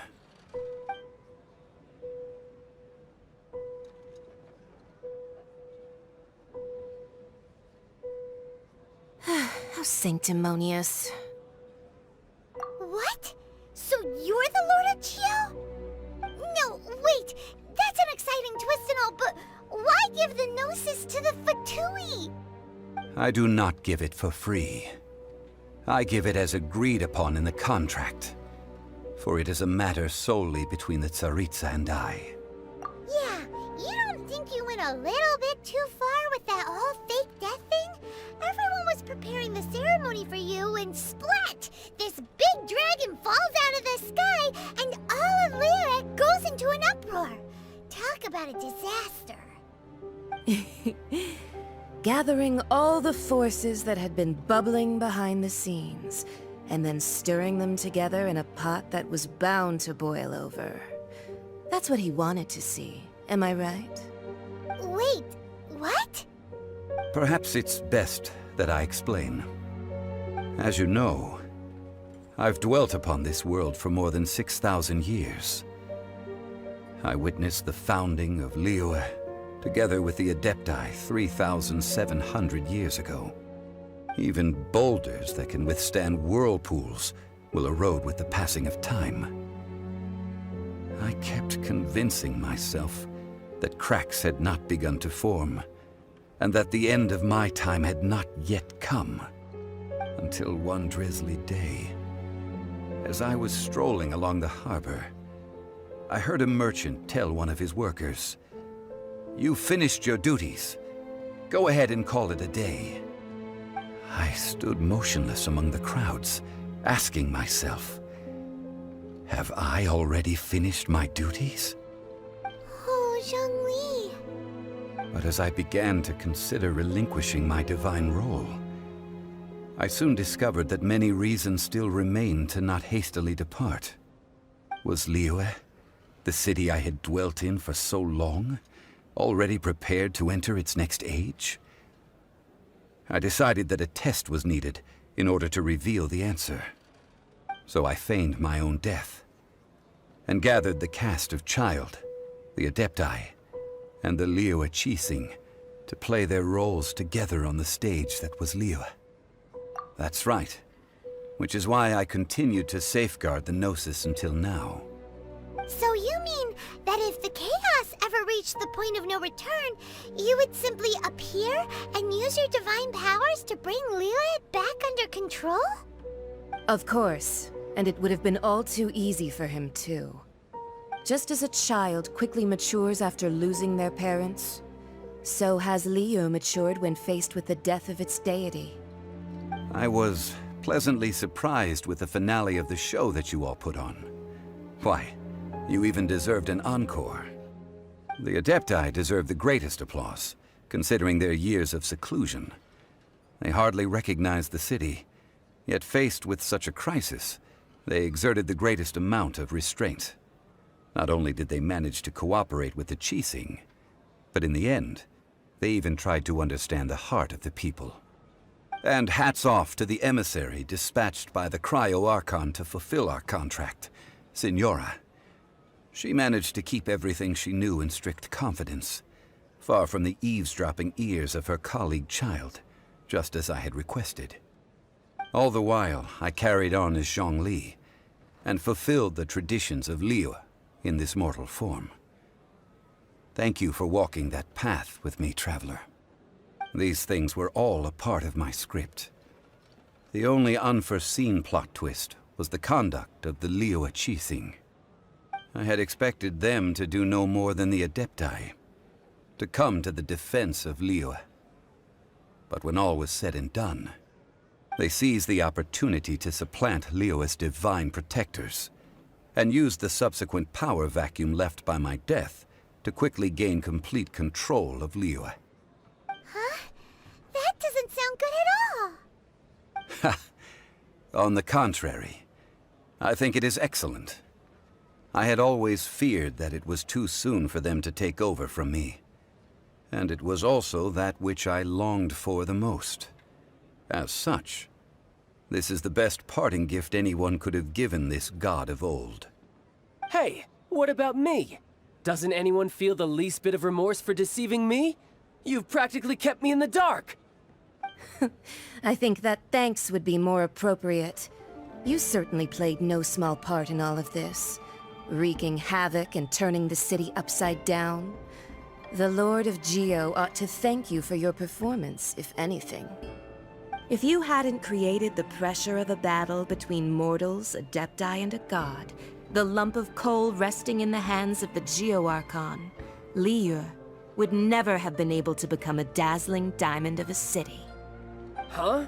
Just whose side are you on, mocking me like that? Are you itching for a fight?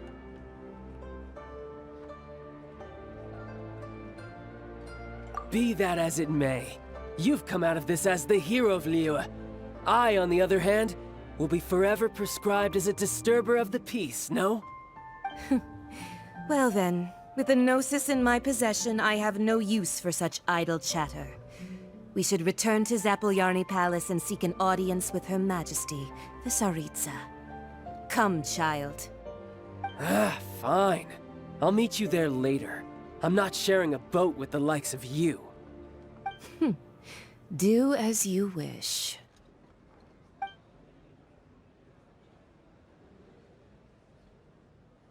Now then, is there anything else you wish to ask me? Right! As Zhongli always told us, a good trade is a fair trade.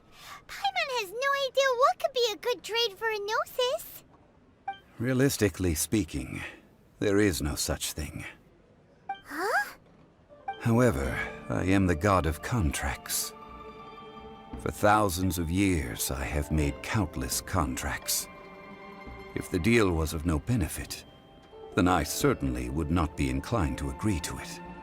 My agreement with the Cryo-Archon will be the last of my contracts as the Geo-Archon. My contract to end all contracts. As for the bargaining chip that the Tsaritsa used to balance the scales, uncover that answer for yourself in your future journeys.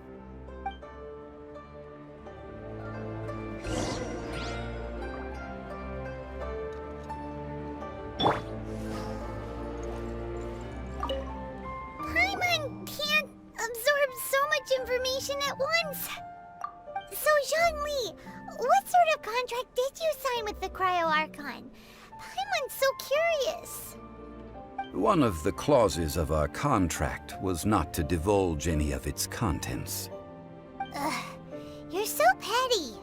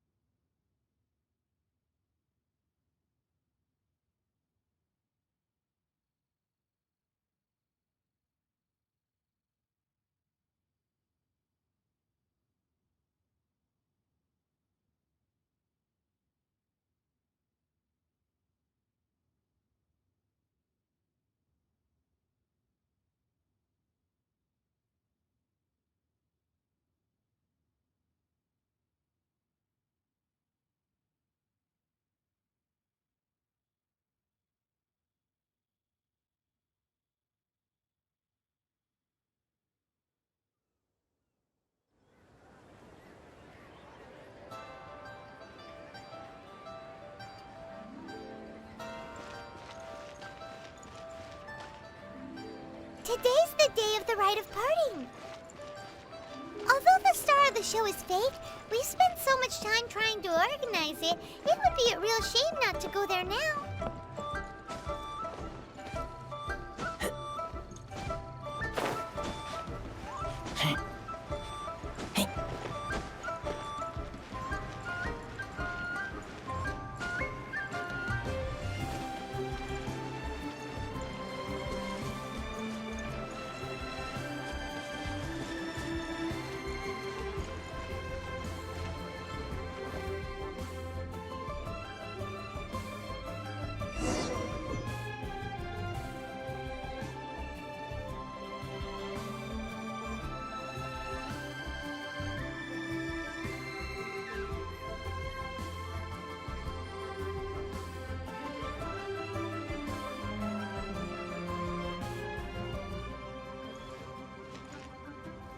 Well, since we're going through with this rite of parting, I guess it means that those rumors hit the nail on the head. So Rex Lapis is really... But they didn't catch the culprit, did they? Oh, come on. Do you think that the assassin could have been a normal person? You know what I think. I don't think any of the gossip on the streets you hear from those shady types is worth anything. There's only one real possibility in my mind. I've heard that the assassin was that Fatui fellow. Youngish, pretty high in rank. I think they called him Child. The Fatui? They certainly are very suspicious. Who knows what those greedy, crooked folks... Shh! Lower your voice. If the Fatui catch you in their sights, Rex Lapis won't be around to protect you this time. Please be my... You know that god from the ocean couldn't have just shown up out of nowhere. I mean, it's been 2,000 years since Rex Lapis subdued it. Yes, and to think that this happened right on the heels of the incident with Rex Lapis, too. Say, do you think the person who assassinated our lord and released that evil god might have been one and the same? Now that you mention it, that's very possible. Yes, it's very possible indeed. I mean, it all fits together. That person must have colluded with the evil god to harm Rex Lapis. Oh, that wicked, black-hearted scoundrel. Still, what sort of supernatural prowess must this person possess to be able to do such things? I have never heard of such a person in all my years. Ah, forget it. Guessing's no use to us. Look, the Millilith over there looks like he's about to make an announcement. Let's hear what the Ministry of Civil Affairs has to say first.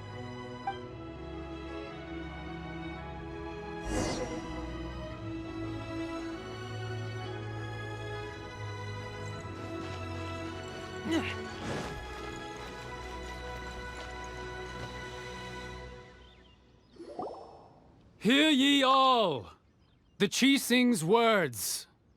Though a dragon soars ageless as the mountains, it too must return to dust. This is common knowledge. Gods and Adepti live glorious lives, but both light and shadow have their season. So too must they face divinely appointed trials. Rumors and hearsay abound on the streets that Rex Lapis was murdered. Now, let the truth be revealed. Having been thwarted in his trial, Rex Lapis's soul has recouped the celestial heights. He beseeches the people of Liyue to grieve not and to let not their hearts be saddened. Nor are they to believe street-born rumors or indulge in baseless speculation.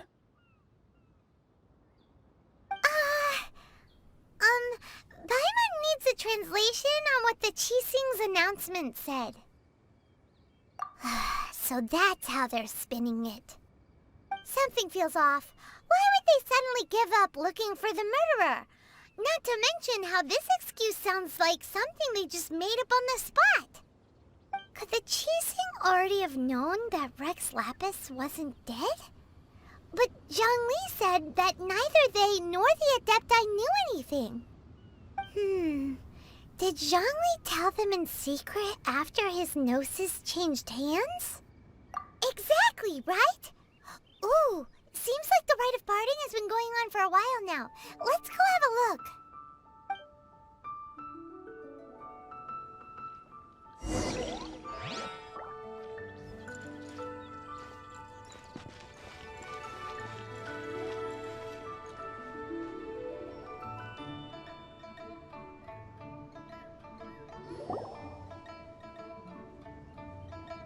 Look, it's Ningguang and Keqing. Are they saying something? Are their speeches over? As said previously, Rex Lapis's soul returning to the heavens is the end of the contract. And it is also the end of an era. 3,700 years of contracts burnt and reduced to ash. We, the people of Liyue, were indeed prosperous. But blinded by our prosperity, we forgot that time can be pitiless. The long, unending dream of our Archon walking among us. Now that we have awoken from our dream, we must learn to say farewell. Will you stand with us as we re-establish our contracts? As we build a new age of prosperity? So concludes the words of Her Eminence the Tianquan. Does Her Eminence the Yuheng have anything to add? Huh? Is she looking this way? Traveler. Yikes! She really is looking our way! Is that the traveler who they say defeated the ancient god? So young. The Liyue Qixing always repay their debts. And as you have heard, our eyes see far and our reach is long. Name your price. You deserve that much. Whoa!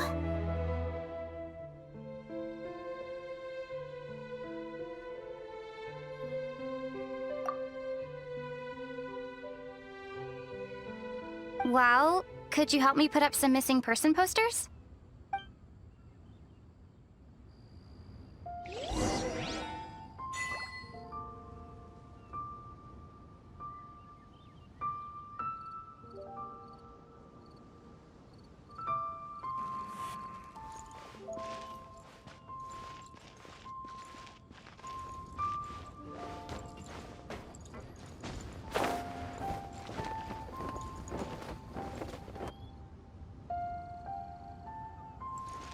Roping you in was possibly the most masterful move we could have made. I believe that future generations will say so too when our deeds come up for their review.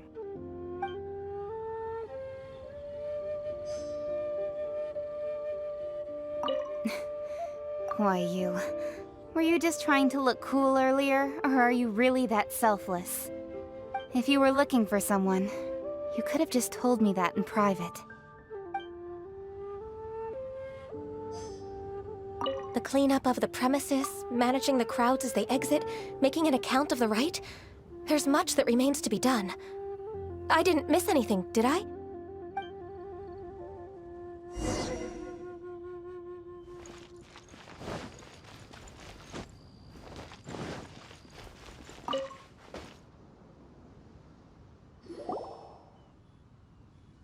Hey, Zhongli! Look at this! Everyone in Liyue is caught up in their emotions, thinking that they'll never see Rex Lapis again. And here you are looking all relaxed. Why would I not feel more at ease after laying down the burden I have borne for 3,700 years? Right. If the two of you can spare the time, I should treat you to a meal at the Xinyu kiosk. That sounds like big talk, Zhongli. Paimon might have believed you if you were treating us to some third-round knockout, but you'd have to pay out your nose just to stand inside Xinyu kiosk. Are you sure you can afford it? You're right. I do like the Mora. As the Rex Lapis Morax, I can easily create Mora. But since I have chosen to walk this earth as the mortal Zhongli, I should abide by the same rules that mortals do. When I was journeying with you, though I still had the Gnosis in hand, I knew that I must soon retire from my role as an Archon, so I had to rehearse a little for my new life. Oh, no wonder! Paimon gets it now. You didn't look at the price tags when we were spending because you've never had to. But since you weren't used to not being able to just make more Mora as and when you wanted to, you had to try becoming a parasite to society who lives off of other people's credit. Well, we were only spending Fatui money. You don't have to say it like that. In the City of Commerce, we do not merely exchange money or goods. We also exchange knowledge, memories, and foresight, as well as positions, roles, and lives. The Archon Morax could never experience life as the true mortal Zhongli could, no matter how many times he descended to be with his people. I must thank you for that. I will treasure the memories that I made as Zhongli, traveling the streets of Liyue with you. That is true. But there is no journey that does not end. No meetings without partings. Paimon thinks that we should make a move and continue our search for the Seven. I fear that continuing your journey may be difficult. The nation that neighbors Liyue by sea, Inazuma, is presently closed. Yes, the nation has been closed by order of its deity, the Electro-Archon Ball. And just as the people of Liyue preferred to call me Rex Lapis, she too goes by another name among locals in Inazuma. Paimon thinks we've heard that one before. Raiden? That is the case. And since Raiden is also the shogun of the Inazuma Bakufu, people call her the Raiden Shogun. That said, though people at the wharf were saying that the situation in Inazuma is very tense, Paimon doesn't remember that always being the case. It wasn't that bad last year. Zhongli, since you're Rex Lapis, shouldn't you know something about what's happening there? Just how did Inazuma become a closed nation? It's because of visions. Visions? When faced with circumstances beyond their control, humans often bemoan their lack of power. But if a person shows true strength of will at a desperate and fateful moment in their life, the gods will look upon them with favor. This is what visions are. Magical foci bestowed upon those who have been acknowledged by the gods. Uh-huh. That's how people in Teyvat see it. But starting from last year, the Raiden Shogun began promulgating the Vision Hunt Decree. Vision Hunt Decree? Yes. It was an order to seize all visions within Inazuma's borders, and to inlay them upon the hands of a statue of the thousand-armed, hundred-eyed god. They want to seize visions. But why? Aren't visions blessings from the gods? I should think that in the Raiden Shogun's eyes, it is precisely because they are divine blessings that they should be under the sole dominion of divinity. Whoa, that's harsh. The Animo Archon is the god of freedom, and the Geo Archon is the god of contracts. For her part, the Raiden Shogun is the god of eternity. It seems as though she has finally decided to eliminate any unstable elements that could pose a threat to her eternal realm. The fact that even I, the oldest of the seven, have now passed away, will only strengthen her resolve to pursue eternity. Knowing her, she must have again quoted that adage she is most fond of when proclaiming that decree to her people. 7 ideals for 7 gods, and of these, eternity is nearest unto heaven. All right then. Was there anything else you wished to know? Yeah, about that. Before the Qixing made their announcement, we listened to a lot of people talking on the way. Most of them put the blame for everything on Child. These are indeed false accusations. But it remains undeniably true that Child did send people to the Jade Chamber to prevent the Adepti and the Qixing from defeating the ancient god. I've heard that Ningguang is busy milking that for all it's worth on the foreign relations front at the moment, browbeating the envoys of the Fatui. Ha! Those poor Snezhnayan diplomats. If it were not for Child's exalted position as a harbinger, I'm certain that they would have shifted all the blame to him and called for his dismissal by now. All right then. Was there anything else you wished to know? The time of the Adepti has long passed. If even the Liyue Qixing don't want to face that truth, then what future is there for Liyue? Kuching is absolutely right in saying this. Now, though I did laud Ningguang's desire for power, believing this to be a good thing, and thought as a matter of course that she must have been behind the Qixing's plan to take governing power over Liyue from the hands of the gods and Adepti. Could the original person who brought up the idea of seizing power have been... All right then.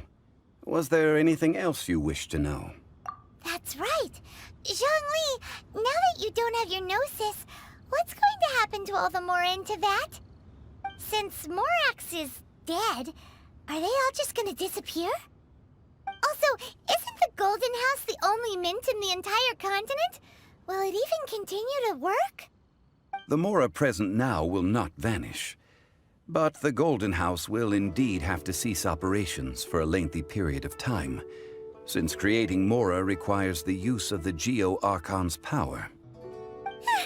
This is terrible! We're all about to run out of Mora! The world is coming to an end! Yes, this is indeed a major issue from a financial standpoint. Well, I suppose we'll just leave such troublesome matters to the Liyue Qixing to debate. Then, did you at least set some private funds aside for yourself? Oh, a private fund. This does seem like a good, logical, common-sense idea. It's a shame. What's a shame? It's a shame that I didn't think of it at the time. All right, then. Was there anything else you wish to know? Ah, that was a good one. Failing a divine trial. How they came up with that excuse, I will never know. That said, the reason why the Qixing were so eager to resolve the incident and stop pursuing the culprit was indeed because they received news in secret that Rex Lapis was not dead. I hinted as much to the Adepti as well. How did I accomplish that, you ask?